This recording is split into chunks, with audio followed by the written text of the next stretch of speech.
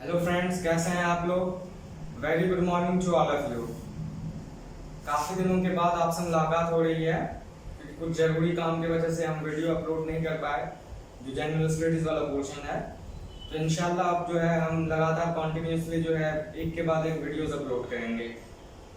आपने अगर पहले वाले वीडियोस देखे हैं तो आप मुगल्स अंपायर देखे हैं, जो मैंने पार्ट 2 तक कवर किया है। इंशाल्लाह उसको आगे भी हम जो है करेंगे। लेकिन कुछ स्टूडेंट्स के कमेंट्स थे जो मेरे डिपार्टमेंट ने नोट्स किया उस पर, तो रिक्वायरमेंट था कि सर आप एंशिएंट इंडिया पे बनाइए, क्योंकि अभी जो कॉम्पिटिटिव एग्जाम्स होने को है, जैसे जामिया, अलीगढ़ मुस्लिम यूनिवर्सिटी या और भी जगह जितने भी कॉम्पिटिटिव एग्जाम्स हैं, तो वहाँ पे जो है रिक्वायरमेंट है कि एंशिएंट इंडिया से भी जो है सवाल पूछे जाएंगे। तो मैंने ये डिसाइड किया कि मुगल्स अंपायर पार्ट 2 तक हमने बनाया है, लेकिन आगे भी हम उसको करेंगे कंटिन्यू। लेकिन फिलहाल जो है हम सोच रहे हैं कि हम एक एंशिएंट इंडिया पे भी जो है बना के वीडियो जो है अपलोड करें। तो मैं आज डिस्कस करूंगा एंशिएंट इंडियन हिस्ट्री के बारे में, क्योंकि कुछ रिक्वायरमेंट भी है और आपको कवर भी करना है।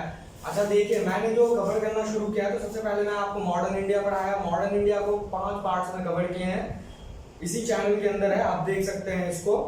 और फिर जो है 1947 में भारत आजाद हुआ, उसके बाद जो है फिर मुगल्स पे बनाया, मुगल्स का पार्ट 1 पार्ट 2, तो टोटल 7 वीडियोस हमने अपलोड किए। आज हमने डिस्कस किया कि एंशिएंट इंडिया पे जो है हम आज डिसाइड किया कि एंशिएंट इंडिया पे हम आज बनाएंगे, फर्स्ट वीडियो है, और इसको भी जो हम पार्ट वाइज कवर करेंगे। जिन लोगों ने भी मॉडर्न इंडियन हिस्ट्री देखा पार्ट वाइज, सेम उसी तरीके से हम एंशिएंट इंडियन हिस्ट्री को भी जो है पार्ट वाइज कवर करेंगे। तो हम चलिए देखते हैं आज के जो हमारा प्राचीन भारत है और प्राचीन भारत से रिलेटेड जो कॉन्सेप्ट्स हैं हम इसको समझेंगे। अच्छा, दूसरी बात यह है कि प्राचीन भारत हिंदुस्तान के बारे में पढ़ रहे हैं, इसलिए मैंने एंशिएंट इंडियन हिस्ट्री लिखा, ठीक है।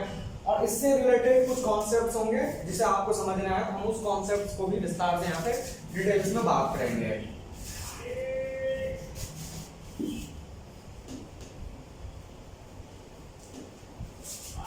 देखिए, एक चीज मैं आपको यहाँ पे और बता दूं कि जैसे मान लीजिए कि जब हम मध्यकालीन भारत के ऊपर काम करते हैं या मॉडर्न इंडियन पे काम करते हैं, मॉडर्न इंडियन हिस्ट्री पे या प्राचीन भारत पे, तो सबसे जो टफ है समझना वो आपका जो है प्राचीन भारत जो है सबसे ज्यादा टफ है।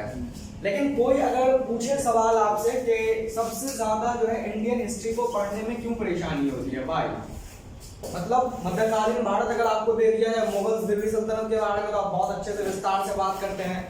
मॉडर्न इंडियन हिस्ट्री दे तो मध्यकालीन से और ज्यादा विस्तार से आप बात कर सकते हैं। लेकिन जो प्राचीन भारत है उनको पढ़ने में काफी जो है प्रॉब्लम्स होती है, काफी समस्याएं होती है। तो सवाल यह है कि आखिर ऐसा क्यों होता है, क्या है प्राचीन भारत के अंदर। तो देखिए 2-3 चीज है, लेकिन हम फर्स्ट चीज जो कहेंगे वहां पे कि पॉइंट नंबर 1 आपका जो होगा, प्राचीन भारत को समझने के लिए जो सोर्सेस हैं उसकी कमी है हमारे पास। तो हम कह सकते हैं कि लैक ऑफ सोर्सेस। लैक मतलब होता है कमी, और सोर्सेस का मतलब होता है, क्योंकि जाहिर सी बात है हिस्ट्री पे जब बात कर रहे हैं तो हिस्ट्री जो है सोर्सेस के जरिए ही समझा जाता है, चाहे वो आर्कियोलॉजिकल सोर्सेस हो, चाहे वो जो है बायोग्राफी हो, चाहे वो जो है जितने भी फॉरेन ट्रैवलर्स अकाउंट्स लिखे हैं वो, या मॉन्यूमेंट्स, बिल्डिंग्स वगैरह, इंस्क्रिप्शंस। तो सोर्सेस पे हम जो है हिस्ट्री को समझते हैं। तो जो एंशिएंट इंडियन हिस्ट्री है, तो एंशिएंट इंडियन हिस्ट्री के अंदर जो सोर्सेस है समझने के लिए, वो हमारे पास इतनी बड़े तादाद में या क्वांटिटी में, इतने बड़े मकदार में नहीं है जिस तरह से मध्यकालीन को समझने के लिए सोर्सेस हैं, या जिस तरह से आधुनिक भारत यानी मॉडर्न इंडियन हिस्ट्री को समझने के लिए हमारे पास सोर्सेस हैं। तो कहने का मतलब है कि पहला जो पॉइंट होगा वो ये होगा कि लैक ऑफ सोर्सेस, सोर्सेस की कमी के वजह से। ये एक जो है, क्योंकि जो है अगर हमारे पास इतनी ज्यादा तादाद में सोर्सेस मौजूद होते, जैसे मान लीजिए कि मध्यकालीन को समझने के लिए सोर्सेस हैं, मॉडर्न इंडियन हिस्ट्री को समझने में सोर्सेस हैं, तो हम बहुत आसानी से इसको समझ सकते हैं, ठीक है। लेकिन यहाँ पे जो है सोर्सेस की कमी है। सेकंड चीज अगर मैं आपको यहाँ पे समझाना चाहूँ कि एंशिएंट इंडियन हिस्ट्री को समझने में और कौन प्रॉब्लम्स होती है, तो एक और भी है कि हमसे काफी दूर है ये। जैसे मान लीजिए कि अगर मैं हिस्ट्री को 3 पार्ट्स में डिवाइड कर दूं, एंशिएंट, मिडिवल और मॉडर्न कह दूं, तो जाहिर सी बात है मॉडर्न इंडिया जो है आपका 80th सेंचुरी, 90th सेंचुरी और हम कह सकते हैं कि 20th सेंचुरी की कहानी है।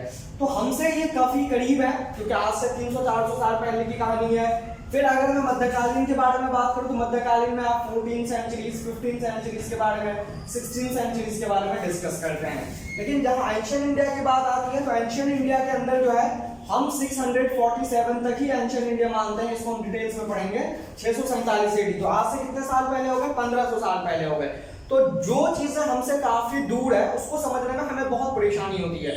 मैं आपको बता दूं कि जब स्टूडेंट्स ग्रेजुएशन कर लेता है हिस्ट्री सब्जेक्ट के अंदर और मास्टर्स या पीएचडी में वो डिसाइड करता है कि कौन से, जैसे मान लीजिए पीएचडी में अगर थीसिस लिखना है ये उनको अगर अपनी तैयारी करनी है तो वो डिसाइड करते हैं कि हम कौन सा जो है सिलेक्शंस करें, क्या हम मध्यकालीन पे करें, क्या हम जो है प्राचीन भारत पे करें, क्या हम मॉडर्न पे करें। तो ज्यादातर स्टूडेंट डिसाइड करते हैं कि वो जो है मॉडर्न इंडिया पे करें। इसकी वजह यह है कि मॉडर्न इंडियन हिस्ट्री को समझने में जो है आसानी होती है, क्योंकि सोर्सेज जो है म्यूजियम्स के अंदर, आर्काइव्स के अंदर बहुत इजीली अवेलेबल है और हमसे काफी करीब है, तो इसलिए परेशानी नहीं होती है।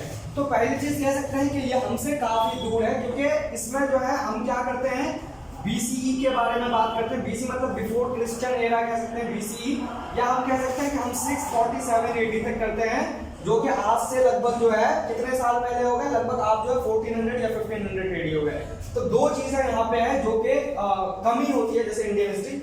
और तीसरी चीज अगर मैं आपको कह दूं तो तीसरी चीज जो है, एक जो प्रॉब्लम्स होती है यहाँ पे लैंग्वेजेस को भी लेके जो है प्रॉब्लम्स होती है यहाँ पे, क्योंकि जाहिर सी बात है आप जानते हैं कि प्राचीन भारत के अंदर जो लैंग्वेजेस का प्रयोग या इस्तेमाल किया गया है, तो आप जानते हैं कि संस्कृत बहुत अच्छे से विस्तार से वहां पे डिटेल्स में बात करते थे। हमारा जो ऑफिशियल लैंग्वेज था प्राचीन भारत के अंदर संस्कृत ही था, जैसे मान लीजिए मध्यकालीन के अंदर पर्शियन लैंग्वेज है, फारसी थी, तो वैसे संस्कृत है, या मान लीजिए कि उस वक्त जो है पाली लैंग्वेजेस थी। तो कहने का मतलब है कि इस तरह के लैंग्वेजेस के ऊपर बात होती है, तो स्टूडेंट्स जो है प्रॉब्लम्स में होते हैं कि इस तरह की लैंग्वेजेस जो है समझने में थोड़ी मुश्किल होती है। तो कई प्रॉब्लम्स हैं जिसकी वजह से हमें प्राचीन भारत को समझने में थोड़ी दिक्कतें होती है, परेशानी होती है और थोड़ा टफ लगता है बनिस्बत मध्यकालीन और जो है मॉडर्न इंडिया। लेकिन जाहिर सी बात है इससे भी इंपॉर्टेंट बात यह है कि आपको जो है क्या करना है, एग्जाम्स की तैयारी करनी है। तो जाहिर सी बात है एग्जाम्स के अंदर तो ये नहीं देखा जाएगा ना कि प्राचीन भारत के अंदर जो है नहीं पूछेंगे सवाल, या प्राचीन भारत इंपॉर्टेंट सिलेबस में नहीं, क्योंकि जाहिर सी बात है हमारी इंडियन हिस्ट्री है तो हम जो है डिस्कस करना ही होता है हमें। अच्छा, मैंने यहाँ पे जो लैंग्वेजेस लिखा है कि जो एक भाषा भी जो है प्रॉब्लम्स क्रिएट करती है प्राचीन भारत के अंदर, तो भाषा मैंने क्यों कहा, भारत में मैंने इसलिए कहा कि जो हायर स्टडीज के अंदर, जैसे मान लीजिए कि जिनको जो है पीएचडी के अंदर अगर प्राचीन भारत में करना हो तो आपको मालूम होना चाहिए कि एक लैंग्वेजेस आपको आनी चाहिए। मान लीजिए आप अगर प्राचीन भारत के अंदर कर रहे हैं तो आपको संस्कृत आनी चाहिए, आपको थोड़ी बहुत प्राकृत आनी चाहिए, क्योंकि आप ओरिजिनल सोर्सेज पे कैसे काम करेंगे। अगर आप मध्यकालीन पे करते हैं तो आपको पर्शियंस आनी चाहिए। इसलिए लोग जो है मध्यकालीन और इस पे नहीं करते हैं, क्योंकि लैंग्वेजेस सीखना थोड़ा मुश्किल होता है। और जो हमारा मॉडर्न इंडिया है तो वो सारे सोर्सेज हमारे इंग्लिश में मौजूद हैं या हिंदी में मौजूद हैं, तो इंग्लिश या हिंदी समझना है जो थोड़ा इजी होते हैं। तो कहने का मतलब है कि इंडियन हिस्ट्री को समझने के लिए ये सब परेशानी है, कठिनाइयां हैं। लेकिन इससे भी इंपॉर्टेंट बात यह है कि आपको एग्जाम्स के लिहाज से जो है इन चीजों पे क्या करना है, डिस्कस करना है। तो चलिए हम इसको समझते हैं, लेकिन मैंने आपको परेशानी बता दी कि क्या क्या प्रॉब्लम जो है वो मौजूद है। अच्छा, एक चीज मैं आपको यहाँ पे ये बता दूं कि चौथा पॉइंट आपका यहाँ पे और भी एक चीज हो सकती है कि जैसे मान लीजिए कि प्राचीन भारत को समझने में क्यों परेशानी होती है, तो कहने का मतलब है कि उस जमाने में भी फॉरेन ट्रैवलर्स आए हिंदुस्तान के अंदर। जैसे मान लीजिए कि मध्यकालीन के अंदर भी फॉरेन ट्रैवलर्स आए, है ना। मध्यकालीन के अंदर जैसे अल-बैरूनी आए या इब्न बतूता आए या बर्नियर वगैरह आए या अब्दुल रज़्ज़ाक समरकंदी आए, तो कई फॉरेन ट्रैवलर्स मतलब बाहर से ये लोग आए हिंदुस्तान में, जो चीज भी उन्होंने देखा वो अपने नोट्स में, डिस्क्रिप्शंस में विस्तार से लिखे। तो उस जमाने भी आया। मैं अभी डिस्कस करूंगा कि जब हिंदुस्तान के अंदर एंशिएंट इंडिया के अंदर जो सबसे पहली एम्पायर है, जो पहली साम्राज्य है, वो मौर्यन एम्पायर है, जिनके फाउंडर चंद्रगुप्त मौर्य है। तो उनके जमाने में भी जो है बाहर से आए ट्रैवलर्स, लेकिन उन ट्रैवलर्स के जो अकाउंट्स हैं बचे हुए हिंदुस्तान के अंदर तो चीजें नहीं है।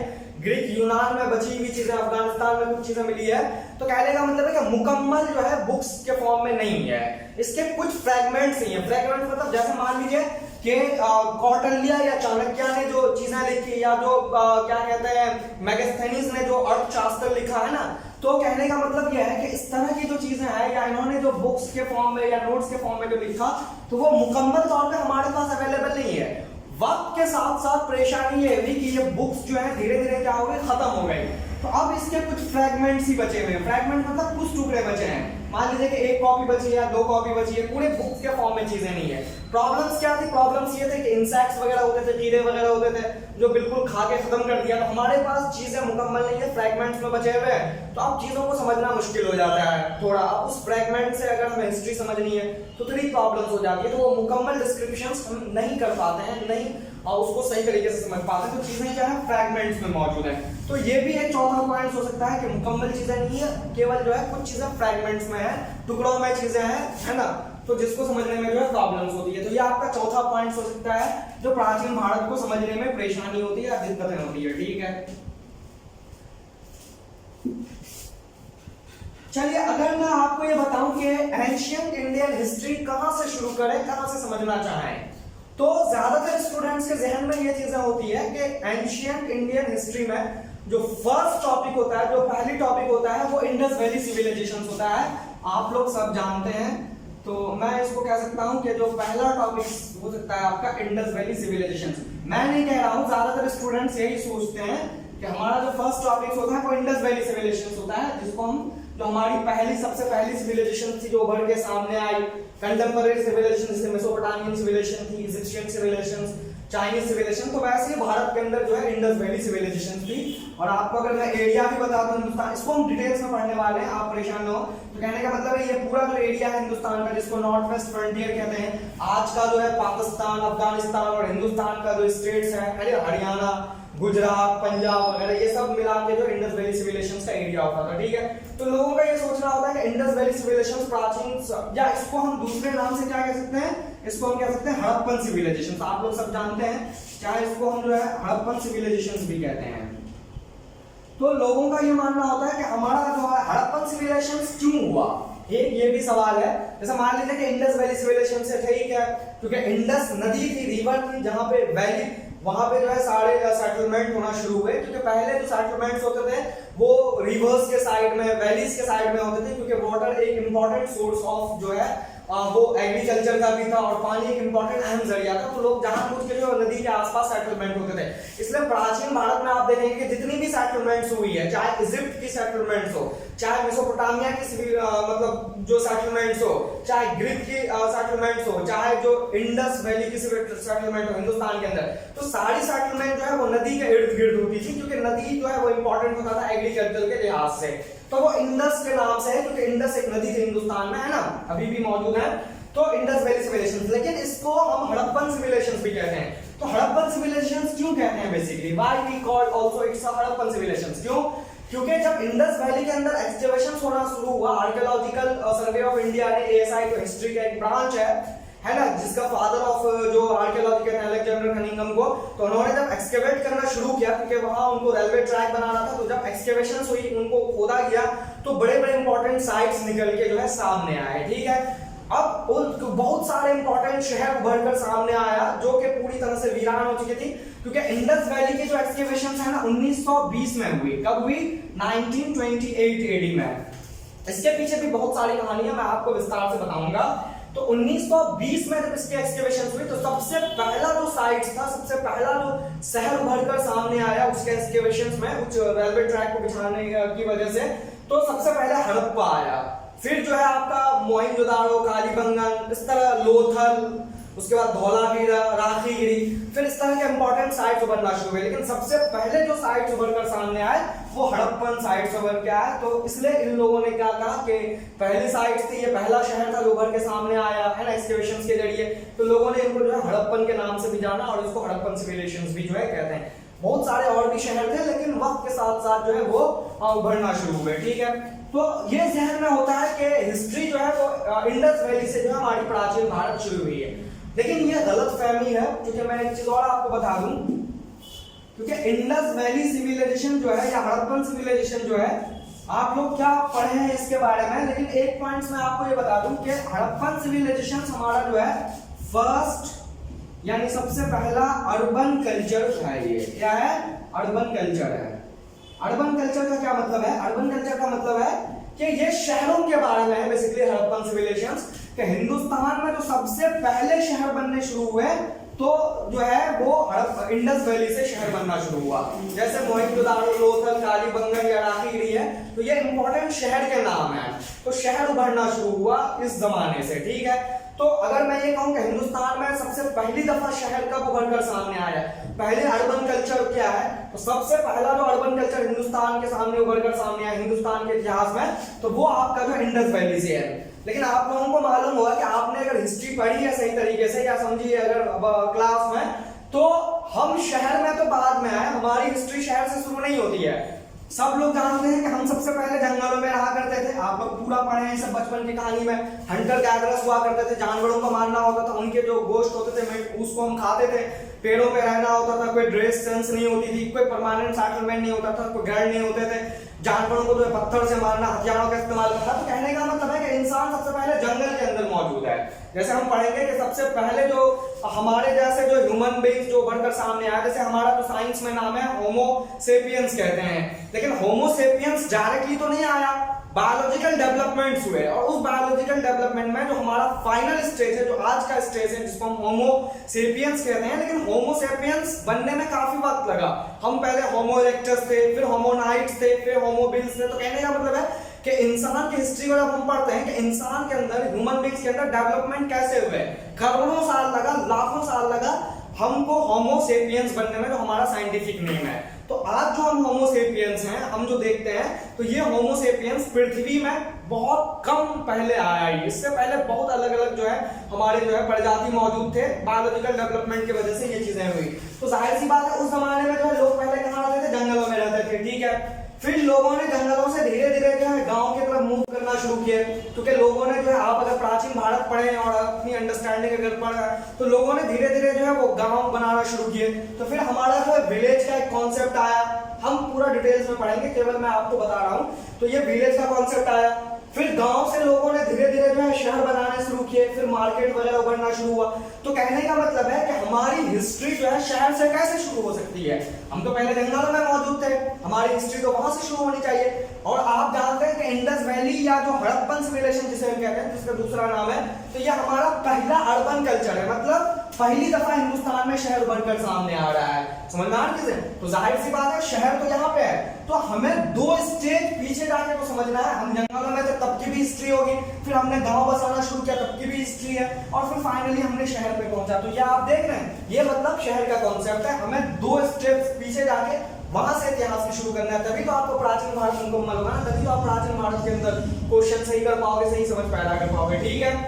अच्छा, दूसरी बात मैं अगर बता दूं कि इंडस वैली सिविलाइजेशन का अगर टाइम पीरियड देखें, तो इंडस वैली सिविलाइजेशन का टाइम पीरियड जो है वैसे तो 31,000 बीसी से है ना, जो हमारा अर्ली हड़प्पन सिविलाइजेशन है।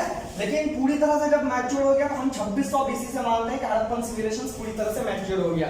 ये अर्ली हड़प्पन सिविलाइजेशन या अर्ली इंडस वैली सिविलाइजेशन और मैच्योर हड़प्पन सिविलाइजेशन क्या है, हम जब पढ़ाएंगे इंडस वैली तो आपको विस्तार से बताएंगे कि मैच्योर और इसमें क्या फर्क है।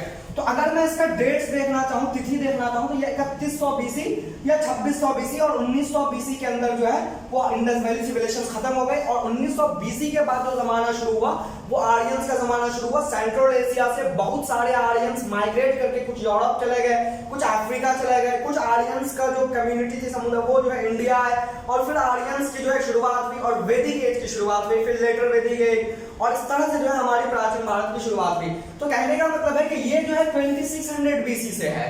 तो 2600 बीसी मतलब आज से कितना साल पहले हो गया सर? आज जो है आपका कितना है, 21st सेंचुरी। आप जानते हैं 2020 है, लेकिन 21st सेंचुरी इसको हम मानते हैं, ठीक है। तो 2000 साल आपके ये हो गए, और जो है आपका 2500 साल हो गए, तो कुल मिला के कितना हो गया, 4500 साल पहले। तो इंडस वैली आज से 4500 साल पहले की कहानी है, जबकि प्राचीन भारत तो 4500 साल पहले नहीं हुआ। प्राचीन भारत तो आज से करोड़ों साल पहले हुआ, लेकिन इंडस वैली क्या, इंडस वैली केवल 4500 साल पहले की कहानी है ना, 4500 साल, क्योंकि 2600 बीसी में ये हो गया, और ये आपका जो है 2020 चल रहा है, मतलब 21वीं शताब्दी चल रही है। तो 2100 साल या 2000 साल ये मान लीजिए, और आप जो है 2600 ये मान लीजिए, तो कुल मिलाकर 4500-4600 साल जो है तो 4500 साल पहले की कहानी है। तो आपको लगता है कि हमारे प्राचीन भारत 450 साल, मैं अगर आपसे ये बताऊं कि इंसान जंगलों में रहा करता था, वंश पे पहले जो है वो उनके पास परमानेंट सेटलमेंट नहीं होते थे, तो आप क्या कहेंगे कि ये 4500 साल पहले की कहानी है? नहीं, 4500 साल पहले तो लोगों ने शहर बसाना शुरू कर दिए थे, शहरों के अंदर आ गए थे। ये बहुत पहले की कहानी है, करोड़ों साल पहले की कहानी है, समझ में आ रही चीज है। तो हम समझेंगे कि हमें जो है शहरों से कहानी नहीं शुरू करनी है, शहर तो हमने बहुत बाद में बसाया, हम पहले जंगलों में थे, फिर गांव हमने किया, फिर शहर किया। तो कहने का मतलब है कि हमें 2 स्टेप जो है पीछे जाना है और फाइनली हिस्ट्री जो है हमारी प्राचीन भारत वो यहाँ से शुरू करनी है। तो हम इसको देखते हैं। बाकी आपका कॉन्सेप्ट क्लियर हो गया और भी पूरा डिटेल्स में आपको जो है सारी चीजें कॉन्सेप्ट क्लियर और यहाँ पे मैं कराऊंगा, ठीक। क्योंकि बहुत सारे स्टूडेंट्स प्रॉब्लम्स में होते हैं कि एंशिएंट इंडियन हिस्ट्री कैसे पढ़ें, क्या पढ़ें, है ना, कहाँ से सवाल आएंगे। तो केवल जो है अंडरस्टैंडिंग है कि क्या क्या पढ़ें, कैसे कैसे एंशिएंट इंडियन हिस्ट्री की शुरुआत हुई, मैं ये जो है आपको समझाने वाला हूँ, ठीक है। अच्छा, दूसरी चीज अगर मैं आपको ये बता दूं, एक छोटा सा कॉन्सेप्ट और भी है, क्योंकि मुझे ना क्या है कि जब मैं क्लास में पढ़ाता हूँ तो मुझे ऐसा होता है कि मैं एक चीज बता दूं स्टूडेंट्स को, तो मैं उस लिहाज से जो है काम करता हूं। मैं बिल्कुल जो है ना पूरा डिटेल्स में बात करना चाहता हूं, इसलिए मुझे इतना समय लगता है समझाने के लिए। अगर मैं जो है ऊपर समझाऊं और ऊपर कॉन्सेप्ट क्वेश्चन बता दूं, ये कर दूं, तो फिर आपकी समझ नहीं होगी, आप कंपटीशन तो निकाल लोगे, लेकिन आपसे अगर कोई पूछेगा तो आप बता नहीं पाओगे इस तरह की चीजें।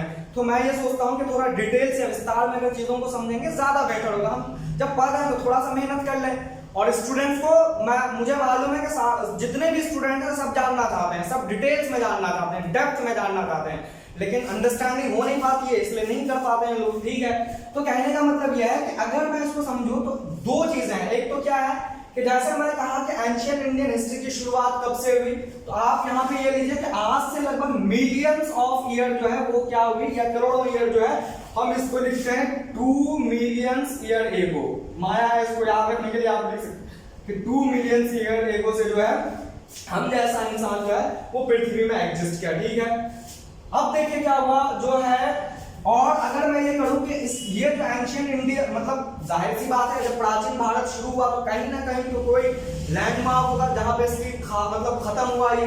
तो ये जो है आपका टाइम पीरियड जो है ये 647 जो है एंशिएंट इंडिया के अंदर एक टाइम पीरियड माना गया है कि ये चीज जो है मतलब एंशिएंट इंडियन हिस्ट्री के जो है एंडिंग पॉइंट है, क्लोजेस्ट पॉइंट है। मतलब 647 के बाद जो हमारा प्राचीन भारत का जो चैप्टर्स है वो क्लोज हो गया। तो मतलब यहां से हम शुरू करेंगे, यहां तक हमें चीजें समझनी है। काफी लंबी चौड़ी हिस्ट्री होगी प्राचीन भारत की, है ना। 647 AD तक समझना है, और फिर 647 के बाद जो चीजें शुरू हुई हम इसको कहते हैं कि 647 के बाद जो कॉन्सेप्ट आया ये आया आपका अर्ली मिडिवल इंडियन हिस्ट्री। क्या कहते हैं? अर्ली मिडिवल इंडियन हिस्ट्री आया, ठीक है। और फिर ये जो है आप जानते हैं कि 647, तो इसको अगर अप्रोक्सीमेटली मैं 700 मान लूं कि 700 AD से जो है 1200 AD तक जो है वो आपका क्या हो गया, अर्ली मिडिवल इंडियन हिस्ट्री हो गया, जो हमारा मध्यकालीन है, ठीक है। फिर अगर हम बात करें कि अर्ली के बाद जो टाइम पीरियड आया जिसको हम कहते हैं लेटर मिडिवल इंडियन हिस्ट्री, हम मानते हैं कि 1200 शताब्दी से जो हमारी है वो लेटर मिडिवल हिस्ट्री शुरू हो गई, और ये जो है चला आपका 1757 तक जो हम इसको मानते हैं। ये 757 के बाद जो है फिर ब्रिटिशर्स का इंडिया, ठीक है। 647 AD में एंडिंग ऑफ द जो एंशिएंट इंडियन हिस्ट्री है या प्राचीन भारत का जो मतलब लास्ट मानते हैं, वो इसलिए मानते हैं क्योंकि एंशिएंट इंडियन हिस्ट्री जो है एक रूलर है, यहाँ पे आप लोग सब पढ़ेंगे हिस्ट्री के अंदर, जिनका नाम है हर्षवर्धन। बहुत मशहूर रूलर थे हर्षवर्धन, जो नॉर्दर्न इंडिया को पूरी तरह से अपने कंट्रोल में रखा था, ठीक है।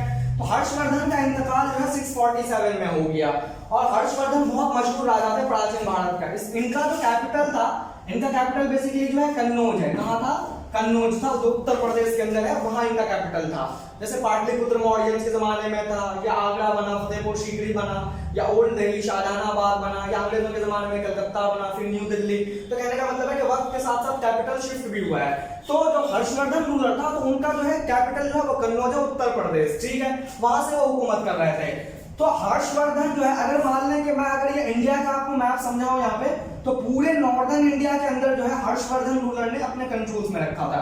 साउथ इंडिया के अंदर इनके कंट्रोल्स नहीं थी, क्योंकि साउथ इंडिया के अंदर उस वक्त कुछ रीजनल पार्टीज थी, है ना, जिनकी हुकूमत थी। तो पूरे नॉर्दर्न इंडिया को अपने कंट्रोल्स में रखा था। हर्षवर्धन लास्ट रूलर थे जिन्होंने पूरे नॉर्दर्न इंडिया को अपने कंट्रोल्स में रखा। हर्षवर्धन के इंतकाल के बाद, यानी इनका जो डेथ हुआ वो 647 हुआ, उसके बाद क्या हुआ कि हर्षवर्धन के इंतकाल के बाद कोई ऐसे रूलर्स नहीं उभरकर सामने आए लेटर मिडिवल इंडिया तक कि पूरे एक रूलर हो और पूरे नॉर्दर्न इंडिया पे अपना कंट्रोल्स कायम रखे। कोई ऐसा रूलर नहीं था। 3-4 रूलर्स उभरकर सामने आए और आपस में ये लोग लड़ना शुरू किए। तो कहने का मतलब है कि जो हर्षवर्धन के इंतकाल के बाद जो यूनिटी थी देश की, जो एकता थी, वो बिल्कुल खत्म हो गई थी। और इसमें से 3 अलग अलग रूलर्स उभरकर सामने आए। एक का कंट्रोल इस वाले एरिया पे था, एक का कंट्रोल आपका इस वाले एरियाज पे था और एक का कंट्रोल इस वाले एरियाज पे था। तीनों आपस में लड़ रहे थे और तीनों चाह रहे थे कि तीनों का कैपिटल जो है वो कन्नौज बने। तो एक यूनिटी खत्म हो गई थी। हम इसको क्या कह सकते हैं, इसको कह सकते हैं डिसइंटीग्रेशन हो गया था भारत का। क्या हो गया? डिसइंटीग्रेशन हो गया। डिसइंटीग्रेशन का क्या मतलब होता है? डिसइंटीग्रेशन का मतलब होता है चीजें टुकड़ों में बट जाना, मतलब आपस में ही बट जाना, आपस में ही लड़ना। हमें ये फर्क नहीं होता है कि बाहर के पावर्स आके आप पे क्या कर रहे हैं। तो जब इस तरह की चीजें होंगी तो जाहिर सी बात है बाहर वाले फायदा उठाएंगे। और आपने अगर पढ़ा होगा अर्ली मिडिवल इंडियन हिस्ट्री को, जो मैं अभी डिस्कस नहीं किया हूं, तो अर्ली मिडिवल इंडियन हिस्ट्री में सेंट्रल एशिया से, जो आपका अफगानिस्तान, इराक, ईरान से है, बहुत सारे लोग आए और आने के बाद लगातार जो हिंदुस्तान के ऊपर जो है इन्होंने जो है क्या किया, एक्सपीडिशंस हुए इनकी, है ना, और लगातार जो है ये हिंदुस्तान की दौलत जो है वो बाहर लेके गए। बहुत सारे रूलर थे इस पूरे पीरियड के अंदर। तो कहने का मतलब है कि यूनिटी खत्म हो गई और डिसइंटीग्रेट हो गया। फिर ये चीजें कब मतलब पूरी तरह से फिर मुकम्मल हुई, फिर कौन बादशाह है जिन्होंने पूरे इंडिया को कंट्रोल किया, तो ये चीजें 12वीं शताब्दी से शुरू हुई, 1200 शताब्दी से दिल्ली सल्तनत में जाके, मतलब 500 साल तक ये जो है अफरा तफरी ही देश में मची। और मैं ये आपको सिर्फ ये नहीं बता रहा हूं, मैं ये बता रहा हूं कि जैसे जैसे डिसइंटीग्रेशन हुआ है जिस टाइम पीरियड के अंदर, जैसा मान लीजिए कि ये तो हर्षवर्धन के बारे में बता रहा हूं, जब मौर्यन एम्पायर था प्राचीन भारत के अंदर, तो अशोक वगैरह के बाद जो है पूरी हिंदुस्तान की जो पॉलिटिकल स्ट्रक्चर्स है वो पूरी जो है खत्म हो गई है, मतलब डिक्लाइन हो गई है। और फिर वैसे ही हो गया कि अशोक के बाद में पूरा इंडिया जो है वो डिसइंटीग्रेट हो गया, बढ़ गया। तो फिर उस वक्त भी बहुत सारे सेंट्रल एशियंस आए, आने के बाद बाहर में जो अपनी जो है फिर इंडिया पे आ गए, जैसे सतवाहन, कुशान वगैरह, तो फिर उन्होंने इंडिया पे कब्जा किया। तो जब जब हिंदुस्तान डिसइंटीग्रेट हुआ है, मतलब अलग अलग स्टेट्स में बटे हैं, आपस में लड़ रहे हैं, कोई एक मुकम्मल पावर नहीं है जो पूरे हिंदुस्तान को कब्जा करे, तो तब तब हिंदुस्तान के ऊपर जो है बाहर के पावर्स आके जो है वो इंडिया के ऊपर जो है कब्जा किया। अशोक के बाद सतवाहन वगैरह का एग्जांपल दिया, हर्षवर्धन के बाद बहुत सारे महमूद ऑफ गजनवी, ये सब मोहम्मद बिन कासिम, ये लोग आए। फिर आपको दिल्ली सल्तनत जब खत्म हो गई तो फिर मुगल्स आए, फिर मुगल्स खत्म हो गए तो ब्रिटिशर्स आए। तो कहने का मतलब है कि डिसइंटीग्रेशन जो है वो एक इंपॉर्टेंट चीज है जो हमें हमेशा जो है वो क्या करना है, याद करना है, ठीक है। तो जैसे मान लीजिए कि इनका जो है ये हो गया, तो अगर आपसे पूछे कि मतलब ये चेंजेस कैसे होता है, जैसे मान लीजिए कि एक टाइम पीरियड है हमारे पास, तो हम पूरा डिस्कस प्राचीन भारत पे कर रहे हैं, फिर हम क्या किए कि प्राचीन भारत का कॉन्सेप्ट आया, तो प्राचीन भारत के बाद जो है फिर हम मध्यकालीन भारत पहुंच गए, ठीक है। तो कहने का मतलब है कि प्राचीन से मध्यकालीन क्या उड़ के पहुंचे या क्या चीजें हुई, मतलब ये चेंजेस कैसे होता है। आपसे अगर पूछा कि हम इस पीरियड के अंदर क्लोजेस्ट मानते हैं और यहाँ से अर्ली मिडिवल का शुरू हुआ, तो क्या चीजें हो सकती है, क्यों ऐसा होता है? ऐसा इसलिए होता है क्योंकि हिस्ट्री जो पढ़ी जाती है, हिस्ट्री के अंदर हम हर फील्ड के ऊपर बात करते हैं, हर फील्ड के ऊपर। जैसे मान लीजिए कि देश का जो सियासी स्ट्रक्चर है, जो पॉलिटिकल स्ट्रक्चर है वो कैसा है, देश का जो है कल्चर कैसा है, देश की जो है इकोनॉमी कैसी है, तो क्या होता है कि ये वक्त के साथ साथ जो है चेंजेस होना शुरू होता है। तो कहने का मतलब है कि जैसे जैसे टाइम पीरियड होता है इन सब चीजों में चेंजेस आते हैं। तो जो पॉलिटिकल स्ट्रक्चर, जो कल्चर, जो अर्थव्यवस्था यानी इकोनॉमी, या हम कह सकते हैं कि जो सोसाइटी या समाज हर्षवर्धन के टाइम में थी और हर्षवर्धन के इंतकाल के बाद जो इस तरह की चीजें हुई हिंदुस्तान के अंदर, वो वैसे नहीं थी जो उस टाइम पीरियड के अंदर थी। तो ये कहीं ना कहीं चीजें चेंजेस हो रही है, बस इसी चेंजेस को हम देखते हैं। तो अगर आपसे पूछे कि हम why it is called early medieval Indian history, why we can say that it's the closest period of the ancient Indian history, why starting the early modern Indian history, तो ये सिर्फ चेंजेस जो होते हैं इन सब चीजों में होता है। जैसा मान लीजिए कि इकोनॉमी कैसे चेंजेस हो रही है, तो हर्षवर्धन के टाइम में इकोनॉमिकल इंडिया बहुत मजबूत है, फिर बाद में आके कमजोर हो गए, फिर दिल्ली सल्तनत में मजबूत हो गए, फिर ब्रिटिशर्स में, तो इकोनॉमी कहीं ना कहीं हमारी चेंजेस होती है। तो जहां जहां ये चेंजेस शुरू होता है हम उसको मानते हैं कि फिर हमारी जो है ये टाइम पीरियड क्या हो रही है, चेंज हो रही है, और उसको हम कोई नाम दे देते हैं हिस्ट्री को समझने के लिए। हम एंशिएंट इंडिया कह देते हैं, हम मध्यकालीन भारत कह देते हैं, या हम जो है इसको क्या कहते हैं, मॉडर्न इंडियन हिस्ट्री कहते हैं। तो केवल अर्ली से लेटर पहुंचना या लेटर से मॉडर्न पहुंचना या मॉडर्न से पीछे होके जो है अर्ली पहुंचना या अर्ली से पहले पहुंचना, एंशिएंट पहुंचना, तो ये चेंजेस क्यों होते हैं? तो ये चेंजेस बेसिकली जो है इन चीजों पे, इन सब फील्ड के अंदर जो चेंजेस होता है, उन चेंजेस को हम जब तलाश करते हैं तो हम समझते हैं कि ये चेंजेस इस पीरियड के अंदर वैसे नहीं हुए जैसे पहले चीजें हो रही थी। हम उसी चीज को हिस्ट्री के अंदर क्या करते हैं, तलाश करते हैं, ठीक है।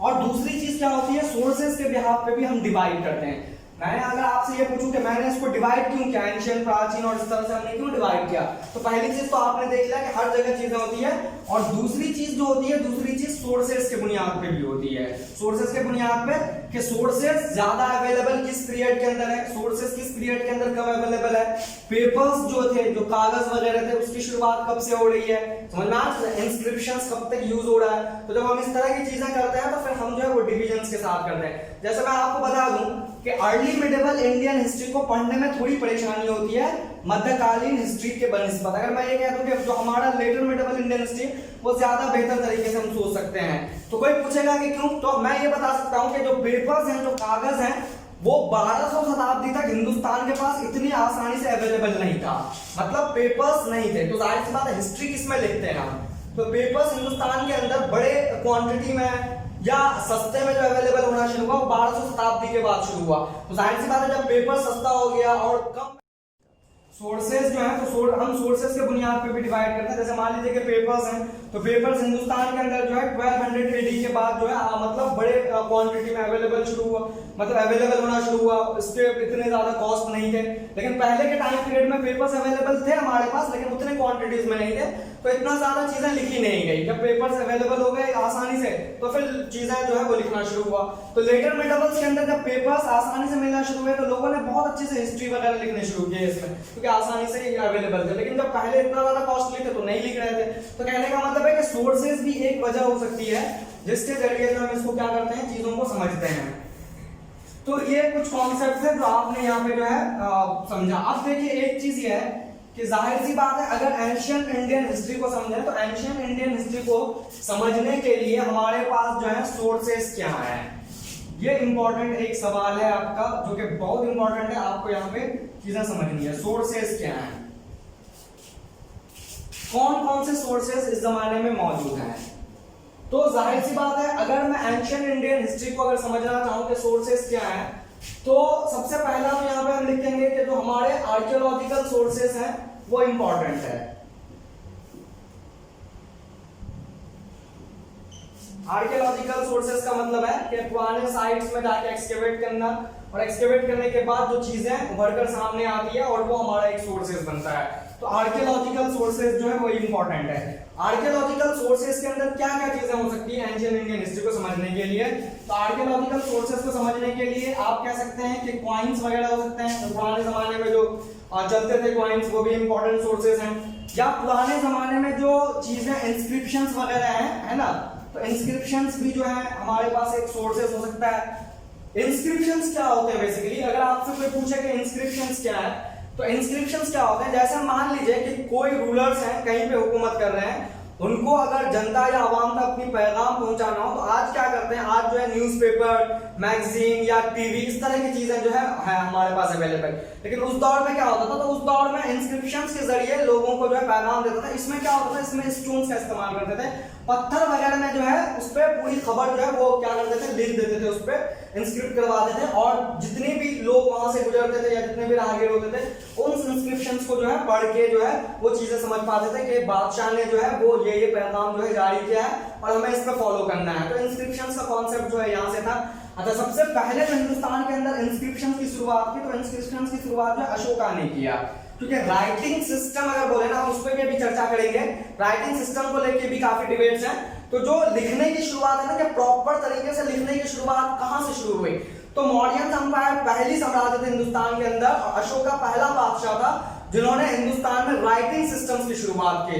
तो इन्होंने क्या किया कि इन स्टोन्स पे, पत्थर वगैरह पे जो है चीजों को, वो खबर को, मैसेज को वहां पे इंस्क्रिप्ट करते थे, और लोग वहां से जो है अपनी चीजें जो है वो इकट्ठा कर सकते थे। तो inscriptions was a basic sources. बहुत सारे इंस्क्रिप्शंस हैं। पहले, इससे पहले होता था कि इससे पहले जो है हमारे पास नहीं होते थे इतने आसानी से, ठीक है। तो इंस्क्रिप्शंस भी जो आर्कियोलॉजिकल सोर्सेस के अंदर भी आ जाएगा, ठीक है। फिर आपके पास क्या हो सकते हैं, तो आपके पास जो है स्कल्पचर्स वगैरह हैं। स्कल्पचर्स के जरिए भी जो हम एंशिएंट इंडियन हिस्ट्री को समझते हैं। स्कल्पचर्स का क्या मतलब होता है, स्कल्पचर्स का मतलब होता है कि कुछ जो हमारे पास जो बिल्डिंग्स के छोटे मोटे टुकड़े बच गए हैं, या जो है इस तरह, मतलब एक कोई बिल्डिंग से मॉन्यूमेंट्स है, उसका एक जो है, मान लीजिए बिल्डिंग से पूरी बिल्डिंग ध्वस्त हो गई, लेकिन छोटा सा पोर्शन इसका बचा हुआ है, तो ये स्कल्पचर्स होगा, जिसके जरिए आप चीजों को जो है क्या कर सकते हैं, समझ सकते हैं। तो that's all are the archaeological sources through which we can understand the ancient Indian history. तो ये तो आर्कियोलॉजिकल सोर्सेस हैं। सेकंड में हम कह सकते हैं कि सेकंड में जो हिंदुस्तान के अंदर बाहर से जो फॉरेन ट्रैवलर्स आए, इन फॉरेन ट्रैवलर्स के जरिए भी जो चीजें लिखी गई है ना, वो भी इंपॉर्टेंट जो है हमारे पास क्या हो सकते हैं, सोर्सेज हो सकते हैं चीजों को समझने के लिए। हम इसको अगर कहते हैं तो इसको हम दो पार्ट्स में डिवाइड कर सकते हैं सोर्सेस को। क्या कर सकते हैं, एक तो आप यहाँ पे कर सकते हैं कि हमारे पास जो है एक है लिटरेरी सोर्सेस। लिटरेरी सोर्सेस का मतलब जैसे चीजें जो है क्या है कि नोट्स के फॉर्म में है या चीजें बुक्स के फॉर्म में है। तो कोई बुक्स के फॉर्म में है या नोट्स के फॉर्म में है ना, या किसी की बायोग्राफी किसी ने लिखा, तो ये सब जो है आपका आ जाएगा लिटरेरी सोर्सेस के अंदर। और एक आपका क्या आ जाएगा आर्कियोलॉजिकल सोर्सेस के अंदर, जो आपने ये सब पढ़ा। तो ये हमारा जो है इंपॉर्टेंट क्या है, सोर्सेस। अब मैं बताऊं कि फॉरेन ट्रैवलर्स कौन है। तो आप जानते हैं कि फॉरेन ट्रैवलर्स जो है बाहर से बहुत सारे लोग आए जिन्होंने आके जो जैसे मॉडर्न एम्पायर के जमाने में जो है फॉरेन ट्रैवलर्स आए, और आने के बाद जैसे मेगास्थनीज थे या जो है आपका कौटिल्य है, चाणक्य था, तो ये सब फॉरेन ट्रैवलर्स थे, है ना। चंद्रगुप्त के दरबार में जो एम्बेसडर थे, जिसे राजदूत कहते हैं, या जो आपके जो अकाउंट्स वगैरह लिखे, तो ये हमारे जो है फॉरेन ट्रैवलर्स हैं, जिसके जरिए हम एंशिएंट इंडियन हिस्ट्री पे बात करेंगे। तो हम जो है आपको इसको हम डिटेल्स में भी पढ़ेंगे, केवल मैं आज जो आपको थोड़ा इंट्रोडक्शन दे रहा हूँ कि एंशिएंट इंडियन हिस्ट्री जो है कैसे समझते हैं।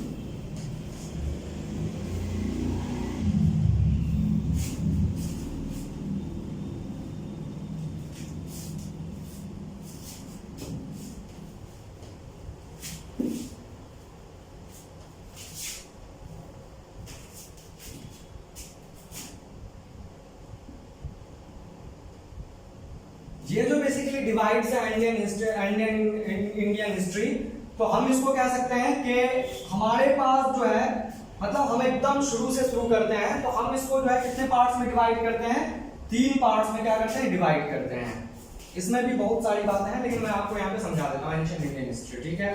तो एंशिएंट इंडियन हिस्ट्री के अंदर जो है हम सबसे पहले 3 पार्ट्स को समझते हैं, और फिर धीरे धीरे जो है हम इसको आगे करते हैं। तो 3 कौन कौन से पार्ट्स हैं जो हमें यहाँ पे विस्तार से बात करनी है।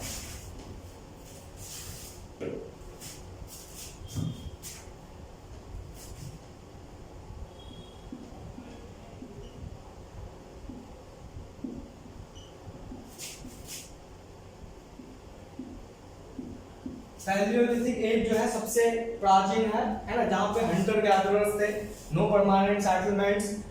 तो हमारा जो है पैलियोलिथिक एज से शुरू होता है, ठीक है। और यहीं से हम सोचते हैं कि यहीं से आपका जो है चीजें शुरू होनी चाहिए। और पैलियोलिथिक एज को हम क्या कह सकते हैं, ओल्ड स्टोन एज भी कहते हैं। क्या कहते हैं, ओल्ड स्टोन एज भी कहते हैं। तो दोनों नाम है, कभी कभी एग्जाम्स में पूछ लेते हैं, क्योंकि आप जानते हैं कि ये जो है पूरा जो टर्मिनोलॉजीज है ये बेसिकली 2 वर्ड से बने हैं। तो जैसे मान लीजिए कि एक तो पैलियो है, जिसका मतलब क्या होता है, हम कह सकते हैं कि ओल्ड है, ठीक है। और फिर लिथिक है, तो लिथिक का मतलब जो है स्टोन है, हम इसको कह सकते हैं कि ये जो है आपका ओल्ड स्टोन है, यहीं से शुरुआत होती है। लेकिन एक चीज आपके जहन में यह होना चाहिए कि हम जो है पैलियोलिथिक को ओल्ड स्टोन एज क्यों कहते हैं, क्या वजह भाई, कुछ तो वजह होगा ना ओल्ड स्टोन एज कहने की, ठीक है। तो कहने का मतलब है कि ये उस जमाने की हिस्ट्री हम पढ़ रहे हैं। आप समझिए, आपको मैंने समझाया कि गांव पहले जंगल, फिर गांव, फिर शहर, 3 कॉन्सेप्ट आपने पढ़ा। तो ये उस जमाने की कहानी है जब इंसान जंगलों में रहा करता था। अब देखिए, मैंने कहा ना आपको कि आपको एकदम बिल्कुल जंगल से कहानी पढ़नी है, फिर आप जो है गांव आएंगे, फिर शहर आएंगे धीरे धीरे, ठीक है। तो उस जमाने में लोग जो है क्या थे, जंगलों में रहा करते थे, और इनका जो मेन कॉन्सेप्ट था कि ये क्या करते थे बेसिकली, तो ये लोग क्या होते थे कि हंटर गैदरर्स थे बेसिकली। क्या थे, हंटर गैदरर्स थे, ठीक है। हंटर गैदरर्स का क्या मतलब होता है कि जानवरों का शिकार करना और फिर जो है उसको मार के जो है गोश्त उसका जो है, बस वही उनका जो है फूड्स होते थे, ठीक है। फिर सेकंड में हम लिख सकते हैं कि इनका कोई एक जगह परमानेंट सेटलमेंट नहीं होता था, जहां मतलब ये लोग क्या होता था ना कि जंगल के अंदर ही लोग मूवमेंट करते थे, मतलब एक जगह से दूसरी जगह मूव करते थे। मान लीजिए कि किसी एक जंगल में वहां पे जानवर खत्म हो गए, तादाद कम हो गए, तो फिर एक जंगल से दूसरी जगह चले गए, दूसरे जंगल में चले गए जहां पे जो है जंगल ज्यादा अवेलेबल है, ठीक है। तो कहने का मतलब है कि मूवमेंट मौजूद था, लेकिन मूवमेंट जो है वो क्या था, जंगलों के अंदर ही जो है वो देखने को मिला। तो हंटर गैदरर्स थे और नो परमानेंट सेटलमेंट थे। लेकिन मैं आपको बता दूं कि जितने भी जानवर होते थे जंगलों में, है ना, उन जानवरों को मारने के लिए वो लोग जो हथियार का प्रयोग किया उस वक्त, तो उस वक्त पहले तो जो है उन्होंने क्या काम किया कि स्टोन्स वगैरह जो है उनके मेन हथियार होते थे, पत्थर वगैरह से जो उनको नोकीला किया जाता था। और नोकीला कर पहले तो शुरुआत में नोकीला भी नहीं होता था, बड़े बड़े पत्थर उठाते थे और फिर जो है वो जानवरों पे अटैक्स करते थे। जब इंसान का ब्रेन डेवलपमेंट शुरू हुआ होना, तो फिर ब्रेन जो स्टोन्स है उसको भी उन्होंने शार्प करना शुरू किया, ठीक है। तो कहने का मतलब है कि जानवरों को मारने के लिए जो उन्होंने हथियार का प्रयोग किया, इस्तेमाल किया, वो बेसिकली स्टोन्स किया, ठीक है। और ये करोड़ों साल पहले की बात है। तो अगर हम आज बैठ के क्लास में अगर डिस्कस कर रहे हैं पैलियोलिथिक पीरियड को और हम समझना चाह रहे हैं उस पीरियड को, तो आप खुद सोचिए कि उस जमाने की कौन कौन ऐसी चीजें होगी जो बची हुई है और जो हमारे हिस्ट्री में समझने के लिए एक सोर्सेस के तौर पे इस्तेमाल हो सकता है। जैसे मैं एक एग्जांपल देता हूं आपको कि शाहजहां हमारे बीच नहीं है, लेकिन हम जब मध्यकालीन में इसको बैठ के पढ़ते हैं शाहजहां के बारे में, तो क्या होता है, शाहजहां के बनाए गए जो इमारतें हैं, मॉन्यूमेंट्स हैं, वो हमारे लिए एक इंपॉर्टेंट सोर्सेस है मुगल्स इंडिया को समझने के लिए। जैसे रेड फोर्ट मान लीजिए, या शाहजहां के जमाने में जो जितनी बुक्स वगैरह लिखी गई, किताबें लिखी गई, वो इंपॉर्टेंट सोर्सेस है, तो ये हमारे पास अवेलेबल है। लेकिन उस जमाने में लोग जब अपना घर नहीं बनाते थे, कोई बिल्डिंग्स नहीं होती थी, कोई इमारतें नहीं होती थी, तो फिर उस जमाने की हिस्ट्री को समझने के लिए कुछ तो चीजें होगी हमारे पास। तो सबसे बेस्ट जो सोर्सेस है उस जमाने को समझने के लिए, आज भी जो इंपॉर्टेंट साइट्स मिलते हैं, जैसे नर्मदा के ऊपर मिल गया, या उत्तर प्रदेश में कई साइट्स मिल गए, या केरल तमिल में भी कई साइट्स उभरकर सामने आए हैं, जहां पे रिसर्चर जो है आर्कियोलॉजिकल सर्वे ऑफ इंडिया जो इस पे रिसर्च कर रही है। तो कहने का मतलब है कि उस जमाने को समझने के लिए जो हमारे पास सोर्सेस होगा, जो अब तक बची हुई है, वो क्या हो सकता है, वो आपका बेसिकली पत्थर या स्टोन्स ही हो सकता है। तो हम इस पूरे टाइमलाइन को अगर समझना चाहें, इस पूरे पीरियड को समझना चाहें, तो सोर्सेस के जरिए आपके पास कुछ नहीं होगा। कोई बुक्स नहीं थी उस जमाने में, कोई बड़ी बड़ी इमारतें नहीं थी, इंसान के हड्डी का ढांचा भी मौजूद नहीं है, क्योंकि अब चीजें खत्म हो गई, ठीक है, बहुत प्राचीन समय हो गए, या अगर बची हुई भी है बोन्स स्ट्रक्चर्स वगैरह, तो बहुत कम मतलब लिमिटेड क्वांटिटी पे है। तो कहने का मतलब है कि सोर्सेस आपके पास क्या होगा, सोर्सेस आपके पास स्टोन्स होगा इस जमाने में, क्योंकि स्टोन्स में गलता है ना खत्म होता है। तो ये आपका जो है पत्थर होगा, इसलिए हम इसको क्या कहते हैं, ओल्ड स्टोन एज कहते हैं। चाहे तो आप इसको पैलियोलिथिक कह लीजिए, या अगर बेहतर तरीके से इसको समझना चाहें तो आप इसको क्या कह सकते हैं कि हम जो है इसको स्टोन एज भी कहते हैं, क्योंकि स्टोन्स बड़े क्वांटिटीज पे या मकदार पे जो है अवेलेबल है हमारे पास चीजों को समझने के लिए, ठीक है। पैलियोलिथिक के बाद जो हमें यहाँ पे डिस्कस करनी है, वो करना है यहाँ पे आपका जो है मेसोलिथिक। क्या करनी है सर, डिस्कस यहाँ पे मेसोलिथिक एज, या हम कह सकते हैं कि मेसोलिथिक भी हमें यहाँ पे डिस्कस करना है, ठीक है। लेकिन पैलियोलिथिक और मेसोलिथिक में क्या डिफरेंसेस हैं, ये भी एक सवाल है कि हम तो पहले पैलियोलिथिक समझेंगे और पैलियोलिथिक के बाद जो है मेसोलिथिक समझेंगे, तो डिफरेंसेस क्या होगा। तो डिफरेंसेस कुछ नहीं है यहाँ पे, डिफरेंसेस केवल जो है डेवलपमेंट को लेके है कि इंसान जो है वो कैसे कैसे डेवलप किया वक्त के साथ साथ, डेवलपमेंट कैसे हुए, ठीक है। पैलियोलिथिक के अंदर क्या था, पैलियोलिथिक के अंदर एक बड़ा सा पत्थर उठाते थे ये लोग, स्टोन का एक बड़ा सा साइज लिया, और उसको उठाने के बाद जो जानवरों पर अटैक्स करना शुरू किया। फिर लोगों ने ये देखा कि जानवर जो है एक जगह से दूसरी जगह आसानी से जो है भाग जाते हैं, तो जानवर मूव कर सकते हैं। फिर लोगों ने दिमाग लगाया कि इसको और बेहतर तरीके से कैसे किया जा सकता है, तो उन्होंने क्या काम किया, जितने भी जंगलों में लोग मौजूद थे, तो उन्होंने ये डिसाइड किया कि पत्थर को इसका साइज अगर कम कर दिया जाए, छोटा कर दिया जाए, तो जानवरों को बहुत दूर तक जानवरों का पीछा किया जा सकता है, क्योंकि बड़े पत्थर को आप लेके भाग नहीं सकते हैं। तो पत्थरों का साइज जो है वो छोटा करना शुरू किया। फिर धीरे धीरे क्या किया कि उस पत्थर को शार्प भी करना शुरू किया, मतलब थोड़ा पॉइंटेड होना चाहिए, थोड़ा नुकीला होना चाहिए, ताकि जानवर आसानी से जो है उसके इस पे जो है शिकार बन सके। तो कहने का मतलब है कि अगर पैलियोलिथिक से मेसोलिथिक की तरफ हम बढ़ रहे हैं, तो डेवलपमेंट हुआ, और डेवलपमेंट किसमें हुआ, तो डेवलपमेंट टेक्नोलॉजी में हुआ। किसमें हुआ, टेक्नोलॉजी में हुआ। अब देखिए हम प्राचीन भारत की हिस्ट्री पढ़ रहे हैं, और अगर हम आज के दौर से इसको देखना चाहें तो हमारे लिए जो है बहुत मुश्किल हो जाएगा, क्योंकि हम उस दौर की चीज पढ़ रहे हैं जहां पे ये कुछ भी अवेलेबल नहीं था। तो हिस्ट्री को समझने के लिए ये होता है कि हम जिस दौर की हिस्ट्री पढ़ रहे हैं, हमें उस दौर में रहकर समझना है। हम ये नहीं कि हम 2020 में हैं तो हम 2020 की कहानी रखेंगे और कहेंगे कि ये लोग तो पागल थे, इनको कोई चीजें नहीं आती है, तो फिर हमारी पूरी कहानी जो है बेकार हो जाएगी। अच्छा, मैं अगर आपको बता दूं तो टेक्नोलॉजिकल डेवलपमेंट तो आज भी पता है। अगर मैं बता दूं कि 1990 में हिंदुस्तान में टेक्नोलॉजी क्या था और 2020 में क्या, चलो 1990 तो बहुत पहले हो गया, मैं आपको सिंपल बताता हूं कि 2005 में इंडिया के अंदर टेक्नोलॉजी क्या थी, 2020 में क्या होता है। हम समझते हैं ना कि टेक्नोलॉजी कैसे कैसे डेवलपमेंट हुई। सेम उस जमाने में भी डेवलपमेंट्स हुए, लेकिन उस जमाने में रॉकेट साइंस में डेवलपमेंट नहीं हुआ। उस जमाने में जो जरूरियाती चीज थी, जिस चीज से काम चलती थी, उसके अंदर डेवलपमेंट्स होते थे। तो कहने का मतलब है कि मेसोलिथिक एज के अंदर डेवलपमेंट जो हुआ वो टेक्नोलॉजी में हुआ, और टेक्नोलॉजी के वजह से जो स्टोन्स थे, स्टोन्स में दो चीजें हुई। स्टोन्स के साइज में जो है डेवलपमेंट हुए कि छोटा हुआ, और दूसरी चीज के स्टोन्स को काफी शार्प या इनको पॉइंटेड बनाया गया, ताकि जानवरों को आसानी से क्या किया जाए, शिकार बनाया जाए। इनमें और भी कई डेवलपमेंट्स हुए हैं, हम उसको विस्तार से डिटेल्स में बात करेंगे। तो मेसोलिथिक एज के अंदर आप क्या कह सकते हैं कि इसको हम कहते हैं मिडिल स्टोन एज। क्या कहते हैं? मिडिल स्टोन एज कहते हैं। मिडिल स्टोन एज का मतलब स्टोन जो है वो छोटे तौर पे जो है इस्तेमाल किया गया। मेजो का मतलब क्या होता है? मेजो का मतलब होता है मिडिल। दो वर्ड से ये, it consist of two words, one is middle and second is stone. आप कह सकते हैं कि ये जो है आपका क्या है? मिडिल स्टोन एज है। तो दो वर्ड से ये बना है। इसका मतलब है आपका मिडिल, और लिथिक का मतलब तो आपको मालूम है कि स्टोन से। तो केवल दो हो गया, और भी बहुत सारे डेवलपमेंट्स हुए, हम उनको डिटेल्स में भी बात करेंगे, ठीक है। थर्ड जो है इसके अंदर, जो थर्ड अगर मैं बताऊं कि इसके अंदर थर्ड कौन सी पीरियड है पैलियोलिथिक के बाद, तो आपका जो है नियोलिथिक एज है। कौन सा एज है सर? नियोलिथिक एज है। नियोलिथिक एज के अंदर और थोड़ी सी डेवलपमेंट्स हुई, मनमानी चीज है। तो नियोलिथिक जो है बेसिकली दो वर्ड से कंसिस्ट है। नियो का मतलब क्या है? न्यू, और लिथिक का मतलब क्या है? लिथिक का मतलब है आपका स्टोन्स। तो हम कह सकते हैं कि ये जो पूरा टाइम पीरियड है इसको हम कहते हैं न्यू स्टोन एज। तो फिर अगर मैं आपको पूछूं कि मेसोलिथिक एज के अंदर और नियोलिथिक एज के अंदर क्या डिफरेंस है, अगर सवाल पूछें तो कुछ डिफरेंसेस नहीं, केवल डेवलपमेंट्स को लेके है।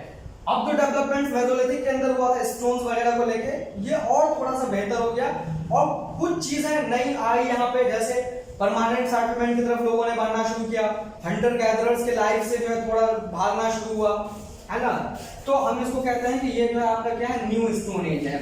अच्छा, एक और भी यहाँ पे हिस्ट्री के अंदर होता है, लेकिन वो किसी किसी बुक में मिलते हैं, किसी बुक में नहीं मिलते हैं। लेकिन जब मैं समझा रहा हूँ तो मैं उसको भी यहाँ पे लिख दूं, है ना, कि एक और भी टाइम पीरियड होता है, लेकिन हर बुक के अंदर ये अवेलेबल नहीं होता है। लेकिन अगर जो है, जैसे मान लीजिए कि एक जो है हिस्टोरियंस हैं रवि शरण शर्मा, जिन्होंने एंशिएंट इंडिया पे बहुत अच्छी अच्छी बुक्स लिखे हैं, रवि शरण शर्मा के बारे में सुनेंगे। तो ज्यादातर लोग कॉम्पिटिटिव एग्जाम्स के लिए उसको इस्तेमाल करते हैं। तो उनमें ऐसा है कि एक एज और भी लिखा है, उन रवि शरण शर्मा के बुक में मौजूद है ये चीज। तो इनको जो हम कहते हैं कि जो एक पीरियड और भी आया जिसको हम कहते हैं चालकोलिथिक एज, है ना। तो चालकोलिथिक एज भी हुआ, जिसमें जो है क्या हुआ, बहुत सारे और भी डेवलपमेंट्स हुए। जैसे डेवलपमेंट्स क्या क्या हुए इसके अंदर, जैसे मान लीजिए नियोलिथिक और चालकोलिथिक को अगर मिला के बात करें तो एग्रीकल्चर के लोगों ने शुरुआत जो है अब तक कर दिया था, खेती वगैरह जो उभर कर सामने आ गए थे, है ना। फिर जो है ट्रांसपोर्टेशन सिस्टम्स का भी डेवलपमेंट हो गया था। तो कह सकते हैं कि ट्रांसपोर्टेशन वगैरह भी जो है धीरे धीरे लोगों ने जो है वो करना सीख लिया था। तो इस तरह से डेवलपमेंट जो हुए ये तो है। अगर मैं ये बताऊं कि इन पूरे टाइम पीरियड्स को जो मैंने डिवाइड किया है, चाहे पैलियोलिथिक, मेसो, नियोलिथिक, तो इसका बेसिस क्या है, किसके बुनियाद पे इसको डिवाइड किया है, हम इसको पूरा कह सकते हैं कि ये जो आपका डेवलपमेंट है ये हम कह सकते हैं कि on the basis of stones. क्या कह सकते हैं कि on the basis of stones के, स्टोन्स के बुनियाद पे हमने जो है वो 3-4 पार्ट में हिस्ट्री को डिवाइड किया। पहला पैलियोलिथिक, मेसोलिथिक, नियोलिथिक, और जो लास्ट है वो चालकोलिथिक है। एग्रीकल्चरल वगैरह की डेवलपमेंट जो है शुरू हो गया। पैलियोलिथिक भी विस्तार से आपको पढ़ना है एग्जाम्स में, हम वो भी देखेंगे कि कैसे कैसे सवाल जो है वो आते हैं। मेसोलिथिक को भी कवर करना है, और जो है आपका जो नियोलिथिक एज है उसको भी कवर करना है। तो ये तो हो गया on the basis of stones, ठीक है। आज पूरा कॉन्सेप्ट सीख लें कि प्राचीन भारत के अंदर जो है क्या क्या हुआ और कैसे कैसे चीजें जो है वो हम कवर करते हैं इसमें, ठीक। तो हम इसका क्या करते हैं कि 3 चीजें हमें यहाँ पे एंशिएंट इंडिया के अंदर डिस्कस करनी है, वो मैं आपको यहाँ पे बताता हूँ, ठीक है। तो पहला मैं अगर बताऊं कि हमने जो है स्टोन्स के बुनियाद पे, हमारे पास जो है अवेलेबल सोर्सेज हैं, इसके बुनियाद पे हमने जो है 3-4 पार्ट्स में हिस्ट्री को डिवाइड कर दिया, ठीक है। एक आपने कह दिया पैलियोलिथिक, एक आपने कह दिया मेसोलिथिक, एक आपने कह दिया नियोलिथिक, और एक आपने कह दिया चालकोलिथिक। ये हो गए 3-4 पार्ट्स, ठीक है। अब इंसान ने जो है, जाहिर सी बात है, पत्थर का इस्तेमाल करते थे, तो जाहिर सी बात है जिंदगी भर तो पत्थर का इस्तेमाल किए नहीं। अब पत्थर की तरफ से वो लोग जो है मेटल्स की तरफ बढ़ना भी शुरू हुए, कुछ पत्थर को छोड़ के मेटल्स वगैरह का भी इस्तेमाल करना शुरू किए। तो हम कह सकते हैं कि मेटल्स के बुनियाद पर अगर हिस्ट्री को देखा जाए कि कौन कौन से मेटल्स का इस्तेमाल किया, तो सबसे पहला मेटल जो था हिस्ट्री के अंदर वो ब्रॉन्ज था, जो लोगों ने इस्तेमाल करना शुरू किया, जिसको हम ब्रॉन्ज एज कहते हैं। लेकिन सवाल यह है कि ब्रॉन्ज एज इनमें से कौन से टाइम पीरियड के अंदर शुरू किया। तो पैलियोलिथिक के अंदर तो इस्तेमाल कर रहे थे वो लोग स्टोन्स का, मेसोलिथिक के अंदर भी, नियोलिथिक पीरियड के अंदर जो है वो लोग ब्रॉन्ज वगैरह का प्रयोग करना शुरू कर दिए। तो हम कह सकते हैं कि एक हमारे ब्रॉन्ज एज भी होता है, जिसको हमें जो है समझना होता है कि ब्रॉन्ज एज की शुरुआत कब हुई, कौन से देश में हुई, है ना। तो इस तरह से भी सवाल पूछते हैं। फिर ब्रॉन्ज को अगर छोड़ दिया जाए, ब्रॉन्ज के बाद जो और डेवलप किए लोगों ने, तो ब्रॉन्ज के बाद जो इस्तेमाल करना शुरू किया तो वो कॉपर एज की शुरुआत हुई। फिर किसकी एज की शुरुआत हुई? कॉपर एज की शुरुआत हुई। लोगों ने कॉपर का इस्तेमाल करना शुरू किया। और सबसे लास्ट में अगर डिस्कस करूंगा तो सबसे लास्ट में जो है वो आयरन का इस्तेमाल करना शुरू किया। तो आयरन जो है वो बहुत बाद में इस्तेमाल करना शुरू हुआ। मैं आपको ये बता दूं कि इंडस वैली सिविलाइजेशन, जिसको आप पढ़ते हैं कि हमारा जो फर्स्ट अर्बन कल्चर है प्राचीन भारत के अंदर, जिसकी शुरुआत 3100 बीसी से हुई और लेटर जो मैच्योर फेज है वो 2600 बीसी के अंदर। इंडस वैली के they were not familiar with the iron, मतलब इंडस वैली के लोग आयरन के बारे में, लोहा के बारे में नहीं जानते थे। आयरन की शुरुआत सबसे पहले जो शुरू हुई हिस्ट्री के अंदर वो आपका मौर्यन अंपायर के जमाने से शुरू हुई। कब से शुरू हुई? मौर्यन अंपायर। मौर्यन अंपायर से पहले आयरन के बारे में जो है नहीं जानते थे लोग, पता ही नहीं था, किसी को खबर ही नहीं था, डिस्कवरीज नहीं हुई थी आयरन की, ठीक है। तो आयरन जो है वो मौर्यन अंपायर से शुरू हुई। तो मौर्यन अंपायर कब की कहानी है? तो मौर्यन अंपायर आप जानते हैं कि 300 बीसी में, तो 300 बीसी में आयरन की शुरुआत हुई। तो एक तो हो गया मेटल्स के बुनियाद पे, पहले हमने स्टोन्स के बुनियाद पे इस तरह से डिवाइड किया, फिर हमने मेटल्स के ब्रॉन्ज, कॉपर एज और आयरन एज इस्तेमाल किया। ये भी हिस्ट्री के अंदर है। तो जब हम पढ़ेंगे इस चीज को ना तो दोनों को कनेक्ट करके पढ़ेंगे कि क्या क्या चीजें हैं। थर्ड जो चीज है, थर्ड है राइटिंग सिस्टम को लेके, जो कि इंपॉर्टेंट है। तो हम कह सकते हैं कि हमारा जो थर्ड होगा वो राइटिंग सिस्टम को लेके होगा कि राइटिंग सिस्टम्स की बुनियाद पे भी जो है हमने क्या किया है, इसको जो है डिवाइड किया है। राइटिंग सिस्टम्स में क्या क्या, तो राइटिंग सिस्टम्स में हिस्ट्री को 3 पार्ट्स में डिवाइड किया गया है। कौन कौन से पार्ट में? तो सबसे पहला पार्ट जो है प्री हिस्ट्री है। क्या है? प्री हिस्ट्री है। बहुत लोग समझते, देखिए आप जब किताब खोल के पढ़ना शुरू करेंगे ना सर, कहीं पे आपको कॉपर एज मिल जाएगा, कहीं पे आपको ब्रॉन्ज एज मिल जाएगा, कहीं पे नियोलिथिक मिल जाएगा, कहीं पे प्री हिस्ट्री मिल जाएगा, तो स्टूडेंट्स ना कंफ्यूज हो जाते हैं, वो कनेक्ट नहीं कर पाते, उनको समझ में नहीं आता कि कौन सी कहानी कब की है, कौन सी कहानी कब पर। तो मैं आपको बता दूं कि हिस्ट्री, ये सब चीज जो है हिस्ट्री ही है, लेकिन हिस्ट्री को जो डिवाइड किया गया वो अलग अलग चीजों को लेके डिवाइड किया गया है। हम एक प्री हिस्ट्री हो गया यहाँ पे, सेकंड चीज जो है, सेकंड चीज आपका यहाँ पे प्रोटो हिस्ट्री है। क्या है? प्रोटो हिस्ट्री है राइटिंग सिस्टम्स को। और थर्ड में अगर हम बात करें तो थर्ड में हम जो है हिस्ट्री को लेके बात करते हैं, ठीक है। मैंने आपको एक चीज बताया, क्या बताया कि इंडिया के अंदर जो प्रॉपर राइटिंग सिस्टम की शुरुआत हुई, लोगों ने जो लिखना शुरू किया, तो वो पहला बादशाह थे जिन्होंने राइटिंग सिस्टम की शुरू, Ashoka was the first ruler. कभी कभी सवाल पूछते हैं कि who was the first ruler who introduced the writing system in India, कौन किया? तो मैं कह सकता हूं कि राइटिंग सिस्टम की जो शुरुआत की सबसे पहले अशोका ने किया। और आप सब जानते हैं, चाहे वो मौर्यन अंपायर हो या अशोका अंपायर हो, ये सब कहानी जो है कब की है? ये सब कहानी 300 बीसी की है, जबकि हमारी कहानी कब से शुरू हुई? आज से 2 मिलियन ईयर एगो, ठीक है। तो हम ये कह सकते हैं कि ऐसा भी जमाना था हमारे पास जहां पे लोग लिखना पढ़ना नहीं जानते थे, तो भाई वो भी तो कहानी रही होगी। उस पूरे टाइम पीरियड को क्या बोलते हैं? प्री हिस्ट्री बोलते हैं। It means that the history है ना, in which the peoples what don't know about the writing system, जहां पे लोग लिखना पढ़ना नहीं जानते थे, हमारे पास लिटरेट सोसाइटी नहीं थी, हम इसको कह सकते हैं कि प्री हिस्ट्री है, ठीक है। अब मैं ये बोल दूं कि राइटिंग सिस्टम्स हिंदुस्तान के अंदर आ गया, लोगों ने लिखना शुरू किया, ठीक है। तो ये चीजें कब से शुरू हुई? तो मैं ये कहूं कि हमारे पास जो अशोका ने ये चीजें शुरू किया, तो वो कौन सा अशोका जो है या राइटिंग सिस्टम जो है वो कब आ जाएगा? प्रो हिस्ट्री के अंदर आ जाएगा। और हिस्ट्री तो आप देख ही रहे हैं, प्रॉपर तरीके से जो है बिल्डिंग्स वगैरह भी बनने शुरू हुए हैं। तो ये 2 फर्क है हमारे पास कि प्री हिस्ट्री या प्रोटो हिस्ट्री जो है वो है। तो ये 3-4 कॉन्सेप्ट है। पहला कॉन्सेप्ट स्टोन्स को लेके, सेकंड कॉन्सेप्ट मेटल्स को लेके, और थर्ड कॉन्सेप्ट जो है आपको राइटिंग सिस्टम को लेके, pre history, proto history and the history. जब मैंने पढ़ना शुरू किया तो कई बातें सामने आई। क्या बातें सामने आई? सुनिए। जैसे मैं भी ये चीजें समझा रहा हूं, तो मैं आपको यहाँ पे बता दूं कि जितनी भी सिविलाइजेशंस मौजूद थी प्राचीन समय के अंदर, तो अगर मैं ये बताऊं कि प्रॉपर तरीके से जो लिखना शुरू किया, जो पहले के सिविलाइजेशन थे, क्योंकि इंडिया में तो अशोक वगैरह से शुरू हुआ, तो प्रॉपर जो सिविलाइजेशंस लिखना शुरू किया, तो ग्रीक जो यूनान जिसे कहते हैं या जो रोमन एम्पायर का इलाका है, वहां पे राइटिंग सिस्टम डेवलप हुई। मेसोपोटामिया आप जानते हैं कि जैसे इजिप्शियन सिविलाइजेशंस हैं, इंडस वैली सिविलाइजेशंस हैं, चाइनीज सिविलाइजेशंस हैं, वैसे ही मेसोपोटामियन सिविलाइजेशंस हैं। मेसोपोटामिया के लोग प्रॉपर तरीके से लिखना शुरू कर दिए थे, है ना, और वो सारे एविडेंसेस हमारे पास मौजूद हैं, जहां हम ये कह सकते हैं कि वो लोग जो है बहुत अच्छे से लिखना जानते थे, राइटिंग सिस्टम मौजूद थे। अगर जब मैं इंडस वैली को समझता हूँ और मेसोपोटामियन इंडियन हिस्ट्री को समझता हूँ, मेसोपोटामियन सिविलाइजेशन को समझता हूँ, तो हमारे लिए मेसोपोटामियन को समझना इजी हो जाता है। इजी इसलिए होता है क्योंकि उनके जो सोर्सेस है ना वो एक राइटिंग फॉर्म में मौजूद है। जाहिर सी बात है कोई अगर राइटिंग फॉर्म में चीजें मौजूद है तो आसानी से समझ लेते हैं। इंडस वैली के लोग लिखना प्रॉपर तरीके से नहीं जानते थे, तो मैं देखिए यहाँ पे क्या करूं, अगर मैं यहाँ पे लिखूं कि एक सिविलाइजेशन है जो इंडस वैली सिविलाइजेशन है, तो इन सब जगहों पे इंडस वैली सिविलाइजेशन को कहां पे रखेंगे? क्या प्री हिस्ट्री के अंदर रखेंगे, क्या प्रोटो हिस्ट्री के अंदर रखेंगे, क्या हिस्ट्री के अंदर रखेंगे? तो जैसे मान लीजिए कि अशोका जब प्रोटो हिस्ट्री में मैंने रखा कि यहाँ पे राइटिंग सिस्टम है, तो उस हिसाब से तो इंडस वैली जो है प्री हिस्ट्री के अंदर आना चाहिए, क्योंकि नहीं जानते थे लिखना पढ़ना। लेकिन इंडस वैली सिविलाइजेशंस को जो है कहां पे रखा गया है?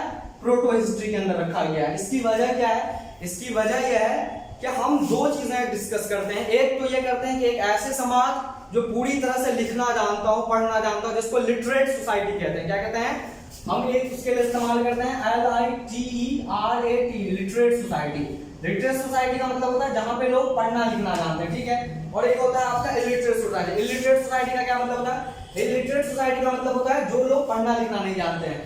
तो मैं क्या कह सकता हूं? मैं ये कह सकता हूं कि इंडस वैली या हड़प्पा के लोग क्या पढ़ना लिखना नहीं जानते थे? तो उनके जो एविडेंसेस मिले हैं, है ना, तो उन एविडेंसेस पे ये चीज मौजूद है कि वो लोग लिखना पढ़ना जानते थे। क्योंकि फर्क इतना है कि उनकी चीजों को हमने अब तक जो है पढ़ा नहीं है, समझा नहीं है, लेकिन जिस तरह से वो लोग सिंबल्स या इमेज या इस तरह की चीजें इस्तेमाल किया, तो इससे साफ जाहिर बात होती है कि हड़प्पन्स के लोग लिखना जानते थे, पढ़ना भी जानते थे, लेकिन उसको अभी पढ़ा नहीं गया पूरी तरह से। क्या चीजें लिखी हुई है, सोर्सेस मौजूद है हमारे पास, तो हम ये नहीं कह सकते हैं कि इंडस वैली के लोग इलिटरेट थे। वो लोग लिटरेट सोसाइटी में मौजूद थे। इंडस वैली लिटरेट सोसाइटी थे, लिखना जानते थे, थोड़ा बहुत चीजें मौजूद है।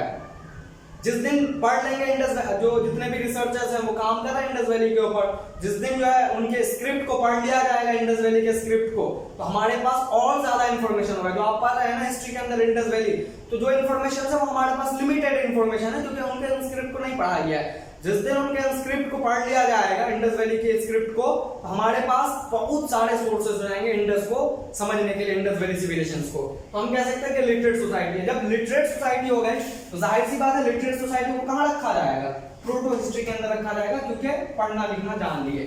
तो इंडस वैली को कहां रखे हैं? प्रोटो हिस्ट्री के अंदर रखा। तो ये आपने तीन कॉन्सेप्ट अच्छे से समझा, प्रोटो हिस्ट्री, प्री हिस्ट्री और हिस्ट्री। पहले जो प्रॉपर तरीके से लिखना शुरू किया वो मेसोपोटामियन था, मेसोपोटामियन सिविलाइजेशंस, ग्रीक सिविलाइजेशंस और Roman civilizations. Indus valley civilizations भी लिखते थे, लेकिन उसके बारे में हमें जो है उनके स्क्रिप्ट को नहीं पढ़ा जा, मतलब नहीं पढ़े हैं, जाहिर सी बात है हम उसके बारे में इतना विस्तार से नहीं बता पाएंगे।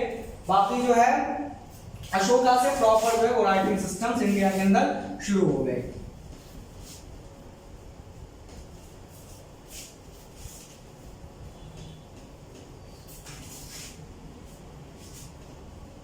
अब देखिए क्या चीज है, जब हम इसको पढ़ते हैं तो कुछ जो होते हैं स्टूडेंट, तो वो अलग अलग करके इसको समझ लेते हैं, लेकिन हमें क्या होता है ना कि इन सब के बीच में लिंक करके पढ़ना होता है, तो आपको मजा आएगा। लिंक करके कैसे पढ़ना होगा? लिंक करके पढ़ना होगा कि जैसे मैंने आपको तीन कैटेगरीज बनाया, तो जैसे मान लीजिए कि मैं एक कैटेगरीज यहाँ पे बनाता हूँ, एक कैटेगरीज जो है नियोलिथिक का कैटेगरीज है। क्या है? नियोलिथिक का कैटेगरीज है, ठीक है।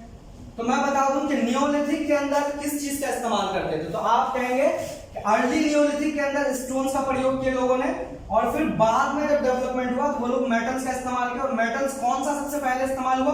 तो ब्रॉन्ज जो है इस्तेमाल हुआ। तो ब्रॉन्ज को हमने नियोलिथिक के साथ जोड़ दिया, ठीक है।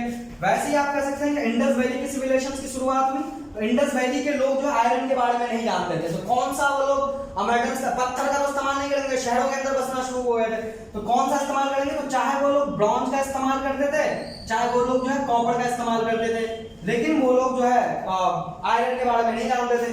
अब जैसे मैं यहाँ पे बता दूं कि जो हमारी सबसे पहली हुकूमत है मौर्यन एम्पायर, तो मौर्यन एम्पायर के जमाने में इतनी डेवलपमेंट हो गई थी हिंदुस्तान के अंदर कि अब ये लोग इस्तेमाल जो है आयरन का इस्तेमाल करना शुरू हो गया।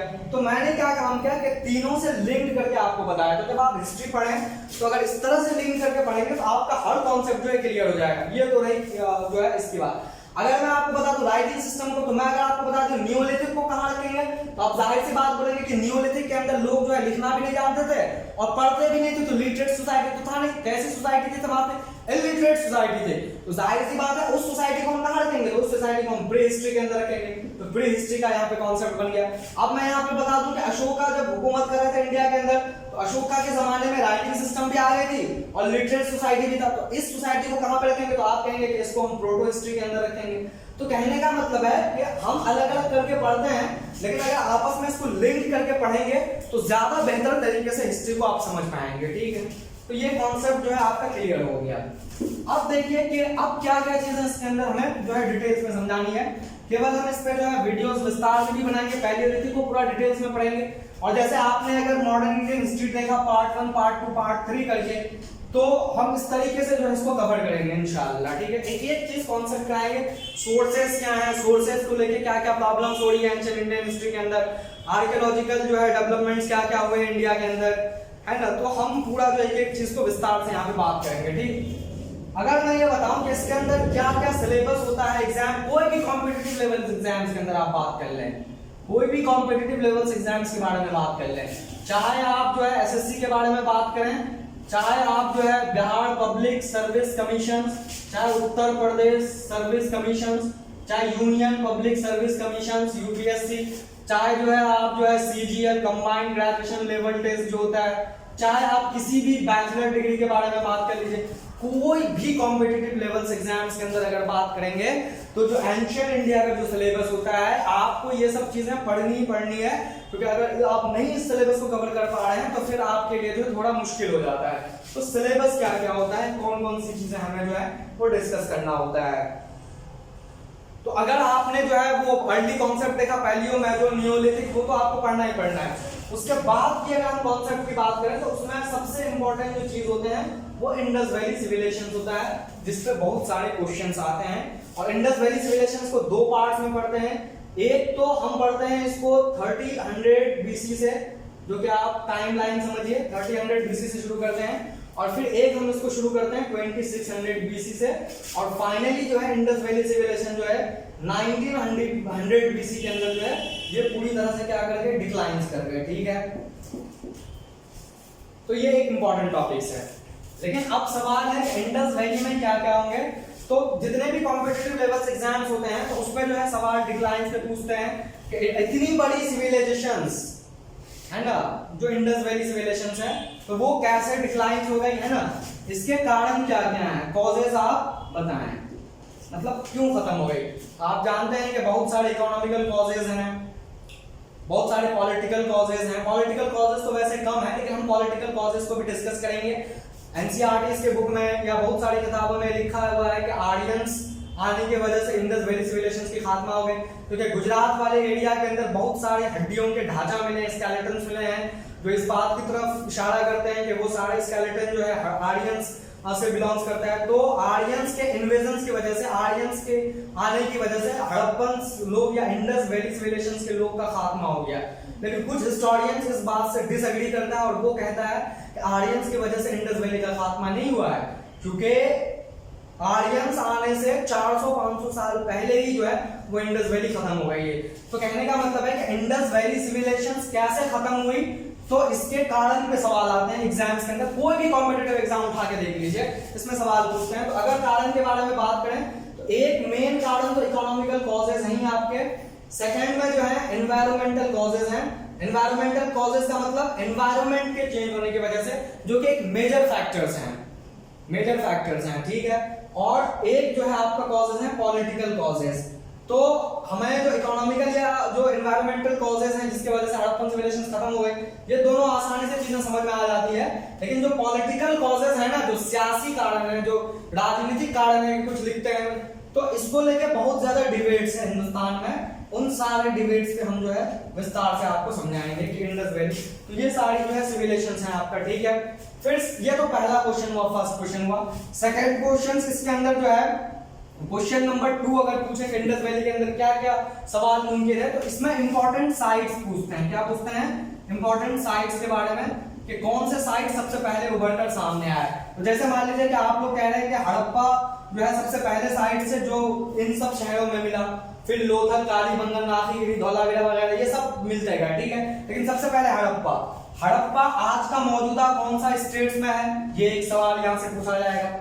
हड़प्पा की डिस्कवरीज कौन से ईयर में हुआ, कौन से साल में हुआ, हड़प्पा को कौन डिस्कवर किया, who discovered the Harappa, when discovered the Harappa, in which states Harappa was located exactly, which rivers surround मतलब were flowing there। तो कहने का मतलब है कि इस तरह के सवाल जो आते हैं तो ये हड़प्पा को इस तरह से जितने भी इंपॉर्टेंट साइट्स हैं आपको सारे इंपॉर्टेंट साइट जो है लर्न करने हैं। जैसे आप जो मरीन जुदाड़ो के बारे में भी आपको साइट्स याद करना है कि कहाँ पे आज का, जैसे मान लीजिए कि एक आएगा कि लोथल कहाँ पे है, तो आपको अगर पता नहीं होगा कि लोथल आज का मौजूदा कौन सा इंडियन स्टेट्स में है तो आप कैसे कर पाएंगे, तो लोथल के बारे में जो है विस्तार से, तो जितने भी इंपॉर्टेंट साइट्स हैं वो इंपॉर्टेंट साइट्स आपको यहाँ पे लर्न करने हैं इंडस वैली के अंदर। तो इस तरह से जो है सवाल एग्जाम्स के अंदर पूछे जाते हैं।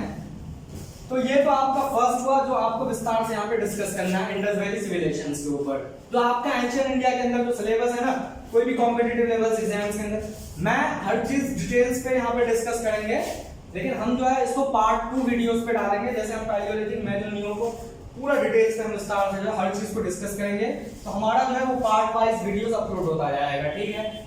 तो मान लेते हैं कि पहली जो कहानी है तो हम मान लेते हैं कि इंडस वैली सिविलाइजेशंस के ऊपर पढ़ेंगे, ठीक है। सेकंड जो सिलेबस में आता है, कौन सा सिलेबस हम यहाँ पे पढ़ते हैं, सेकंड में जो है आर्यंस वगैरह का जमाना शुरू हुआ इंडिया के अंदर, तो आर्यंस के बारे में हम पढ़ते हैं। फिर हमारा ये सिलेबस का हिस्सा होता है। पूरे आर्यन पीरियड को हम क्या कहते हैं, वैदिक एज कहते हैं। क्या कहते हैं सर, वैदिक एज कहते हैं। समझ में आ रहे हैं, जिसमें से 4 इंपॉर्टेंट वेदास जो है वो कंपोज हुए, है ना, ऋग्वेदा, समा, अथ और जो है यजुर्वेदा। तो ये जो है पूरा आपका वैदिक एज हुआ। फिर वैदिक एज खत्म होने के बाद जो है शुरू हुआ लेटर वैदिक एज पीरियड का। ये इंपॉर्टेंट है, क्या है, लेटर वैदिक एज। तो अगर मान लेते हैं कि जैसे 4 वेदास है ना आपका, तो सबसे पुराना जो वेदास है उनको उसको कहते हैं हम ऋग्वेदास। क्या है, ऋग्वेदास है, ठीक है। तो जैसे मान लीजिए कि ऋग्वेदास है, अथर्ववेदास है, समा और यजुर्वेदास है। तो इन सारे वेदास में जो इंफॉर्मेशन है अलग अलग है। मान लीजिए कि ऋग्वेदास किसी चीज के बारे में डिस्कस कर रहा है, यजुर्वेदा के बाद किसी और चीज के बारे में डिस्कस है, तो उन सारे वेदास के बारे में और उन वेदास में इंपॉर्टेंट इंफॉर्मेशन क्या चीजें हैं उसको जो है आपको यहाँ पे लर्न करना है, डिटेल्स में बात करनी है। तो लेटर वैदिक एज में, वैदिक एज और लेटर वैदिक एज में फर्क यह है क्योंकि लेटर वैदिक एज की जो शुरुआत हुई ना इंडिया के अंदर, तो इसके लिए अगर टाइम पीरियड हम शुरू करें तो 600 BCE मानते हैं। क्या मानते हैं, 600 BCE। इंडस वैली का तो आप मान लेते हैं कि 26 BCE है और 1900 BCE। फिर कुछ टाइम पीरियड के लिए हिंदुस्तान के इतिहास में कुछ चीजें नहीं हो रही है, वो इंडियन हिस्ट्री में डार्क एज कहलाता है। हम पढ़ाएंगे कि हम इंडियन हिस्ट्री को, क्योंकि यूरोप के अंदर भी ये चीजें हुई है, तो यूरोप में भी इसको डार्क एज माना गया है। रोमन एम्पायर के जमाने के बाद जो 1100 शताब्दी तक जो था वो 400-500 एरा पूरा यूरोप का जो है रोमन एम्पायर के डिक्लाइन के बाद डार्क एज है। अब डार्क एज क्यों है हम उसको डिस्कस करते हैं। तो इंडिया के अंदर भी एक ऐसे टाइम पीरियड आया इंडियन हिस्ट्री के अंदर जो डार्क एज कहलाता है। कौन सा डार्क है, इंडस वैली के खात्मे के बाद और आर्यंस की आमद से पहले का जो टाइम पीरियड है ना वो पूरा डार्क एज का है, 200-300 साल का। तो वैदिक एज की जो शुरुआत मानते हैं तो वैदिक एज की 1500 BC से मानते हैं। आप देखिए खुद ही 1900 BC में खत्म हो गया इंडस वैली, 400 साल BC का यहाँ पे गैप है। इस 400 साल एज को क्या कहते हैं, डार्क एज कहते हैं। फिर आर्यंस वगैरह का जमाना शुरू हुआ 1500 BC से, ठीक है। फिर ये चीजें जो है चला 600 BC और 600 BC में लेटर वैदिक एज आया। कोई आपसे अगर पूछे कि वैदिक और लेटर वैदिक एज में क्या फर्क है, मैं बताऊंगा, डिटेल्स में आपको समझाएंगे, लेकिन एक समझ लीजिए क्या कि लेटर वैदिक एज के अंदर जो सोसाइटी थी, जो समाज थी, वो ज्यादा ही कॉम्प्लिकेटेड हो गई थी। क्या हो गई थी, ज्यादा ही कॉम्प्लिकेटेड हो गई थी मतलब। और दूसरी चीज जो है इसके अंदर जो है अलग अलग गॉडेस उभर के सामने आए हैं ना, मंदिर वगैरह की शुरुआत हुई, टेम्पल्स वगैरह बनने शुरू हुए। तो कहने का मतलब है सोसाइटी ज्यादा कॉम्प्लिकेटेड हो गया था। पहले वैदिक एज के अंदर कोई सोसाइटी नहीं थी, कोई समाज नहीं था, केवल एक ही तबका थे। यहाँ पे लेटर वैदिक एज के अंदर 4 अलग अलग आए उभर के, ब्राह्मण, क्षत्रिय, वैश्य और शूद्र वगैरह। तो सोसाइटी ज्यादा कॉम्प्लिकेटेड हो गया, प्रॉब्लम जो है वो ज्यादा शुरू हो गया लेटर वैदिक एज के अंदर, ठीक है। फिर वैसे ही हम समझेंगे कि क्या क्या इसके अंदर डेवलपमेंट्स हुए। फोर्थ जो है इसका जो सिलेबस है इसके बारे में अगर हम डिस्कस करें तो 2 इंपॉर्टेंट सेक्ट्स के बारे में यहाँ पे पढ़ना है ना, जिसको हम कहते हैं बौद्धिज्म या जैनिज्म। ये भी जो है एंशिएंट इंडियन की हिस्ट्री है। इन दोनों की शुरुआत कैसे हुई, किसने किया, क्या क्या वजह इसके पीछे काम कर रहे थे, तो ये भी आपका जो इंपॉर्टेंट सिलेबस का हिस्सा होगा। फिर 5वें में अगर हम यहाँ पे डिस्कस करें तो 5वें में जो है आपको यहाँ पे मौर्यन एम्पायर के बारे में भी डिस्कस करना है, जो कि पहले साम्राज्य थी। तो ये भी आपके सिलेबस का हिस्सा हो जाएगा कि मौर्यन एम्पायर कैसे आया। और मौर्यन एम्पायर जब डिक्लाइन कर गए तो कुछ अलग अलग जो है पार्टीज उभरना शुरू हुई इंडिया के अंदर। जैसे मैंने आपको बताया ना कि डिसइंटीग्रेट हो गया हिंदुस्तान में अशोक के बाद या मौर्यन एम्पायर के बाद, तो कुछ सेंट्रल एशिया से ताकत आए हिंदुस्तान के ऊपर जो उन्होंने कब्जा करना शुरू किया। तो उसको हम कह सकते हैं 6 में कि कुछ सेंट्रल एशियन पिलर्स थे जो अशोक के डिक्लाइंस के बाद या मौर्यन एम्पायर के डिक्लाइंस के बाद आके हिंदुस्तान पे इन्होंने कब्जा करना शुरू किया। और इन सब का आपको डिटेल्स में पढ़ना है। जैसे आप एक यहाँ पे बात करते हैं सातवाहन के बारे में डिस्कस करना है, फिर आप जो है परतिहांस के बारे में डिस्कस करना है, फिर वैसे ही आपको जो है यहाँ पे शाकास के बारे में, और फिर आपका यहाँ पे जो है कुशानास के बारे में। तो कहने का मतलब है कि ये जो है आपका कुछ सिलेबस होगा जिसको हमें यहाँ पे डिटेल्स में यहाँ पे समझानी है, ठीक है। अब देखिए क्या है, इसके बाद अगर हम डिस्कस करें तो सीधे मौर्यन वगैरह के बाद या कुशानास सातवाहन के बाद हमारा जो सिलेबस होता है वो हम सीधे पहुंचते हैं गुप्ताज एज के बाद। इसमें पहुंचते हैं गुप्ताज एज के बाद। तो हम यहाँ पे कहते हैं कि 7 में जो है हमें यहाँ पे जो हिस्ट्री के अंदर जो सिलेबस है वो हमें गुप्ताज एम्पायर या गुप्ताज एज के बारे में डिस्कस करना होता है। गुप्ताज एज बेसिकली जो है एडी में पहुंच गया, ये सारे बीसीज के अंदर है ना, बिफोर क्रिश्चियन एरा। लेकिन गुप्ताज जो है वो लगभग आपके 400 एडी का हिस्सा है, तो ये एडी में। अच्छा, कुछ हिस्टोरियन इसको जो है पूरा क्या लिखते हैं कि इंडियन हिस्ट्री के अंदर प्राचीन भारत के अंदर जो है गुप्ताज का जो जमाना है इनको हम गोल्डन एज मानते हैं। क्या मानते हैं? गोल्डन एज मानते हैं, या इंडियन हिस्ट्री के अंदर यानी प्राचीन हिस्ट्री के अंदर जो है हम इसको ब्राइटेस्ट पीरियड मानते हैं। लेकिन गोल्डन एज या ब्राइटेस्ट पीरियड जो है क्यों मानते हैं, क्या ऐसे हुआ? तो इस गुप्ताज के अंदर जो है बहुत अच्छी डेवलपमेंट्स हुए। जैसे साइंस जो है काफी तरक्की किया, यहाँ पे बहुत अच्छे यूनिवर्सिटीज बनने शुरू हुए थे, अच्छी खासी लिटरेट सोसाइटी की तरफ हम बढ़ रहे थे, टेक्नोलॉजी काफी यहाँ पे एडवांस हो गया। तो जो डेवलपमेंट्स के बारे में बात करें तो प्राचीन भारत में जो सबसे अच्छी डेवलपमेंट्स कुछ हिस्टोरियन लिखते हैं, कुछ हिस्टोरियन इस बात से जो है मानते नहीं है। तो गुप्ताज एम्पायर के बाद जो है मतलब ये सारी डेवलपमेंट्स हुई, ठीक है। गुप्ताज के बाद जो है गुप्ताज तक चीजें सही हुई, लेकिन जब पोस्ट गुप्ताज का जमाना शुरू हुआ ना, हिंदुस्तान की इकोनॉमिकल स्ट्रक्चर जो है वो बिल्कुल खराब हो गई है ना, और इतनी क्राइसिस हो गई देश में। तो मैं एक एग्जांपल देके यहाँ पे समझाना चाहूंगा। तो हम 8 में पढ़ सकते हैं कि गुप्ताज तक तो चीजें सही थी, उसको गोल्डन एज मानते हैं, बहुत डेवलपमेंट्स हुए। हम इसको विस्तार से पढ़ने वाले हैं सिलेबस में। तो एक है आपका post Gupta age. Post Gupta age में न जाने क्या हुआ ऐसे, तो हिस्टोरियंस लिखते हैं कि इतनी इकोनॉमिकल क्राइसिस हो गई कि लोग जो है क्या काम किया ना, सोने की उस वक्त जो मूर्तियां होती थी वो सोने से बनाया जाता था। तो लोगों ने क्या काम किया कि सोने की मूर्ति को पिघला के गला के उससे सोना निकाल के बेच के फिर जो है उससे अपना कारोबार को चलाना शुरू किए।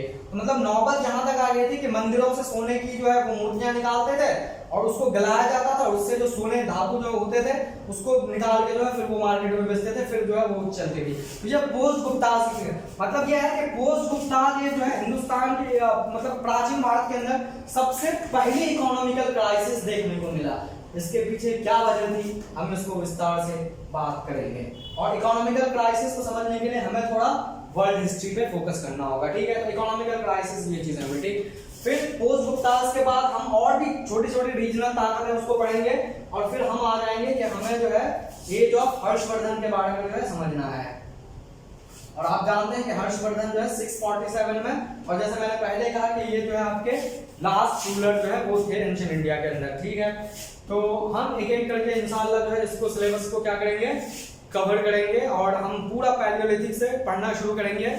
और मेरा एक कॉन्सेप्ट ये होगा यहाँ पे, जैसे लिखने का थोड़ा समय कम मिलता होगा स्टूडेंट्स को, बहुत फास्ट लिख के मैं साफ करता हूँ। जब मैं सेकंड लेक्चर्स के अंदर आऊंगा तो सेकंड लेक्चर्स में जो है लिख के नोट्स बना के आपको टाइम भी देंगे, और उस टॉपिक से रिलेटेड क्वेश्चंस कैसे पूछे जाते हैं, क्या क्या हम उस क्वेश्चंस को भी डिस्कस करेंगे, तो आपके लिए बेहतर होगा। चलिए, थैंक यू, आपको एंजॉय।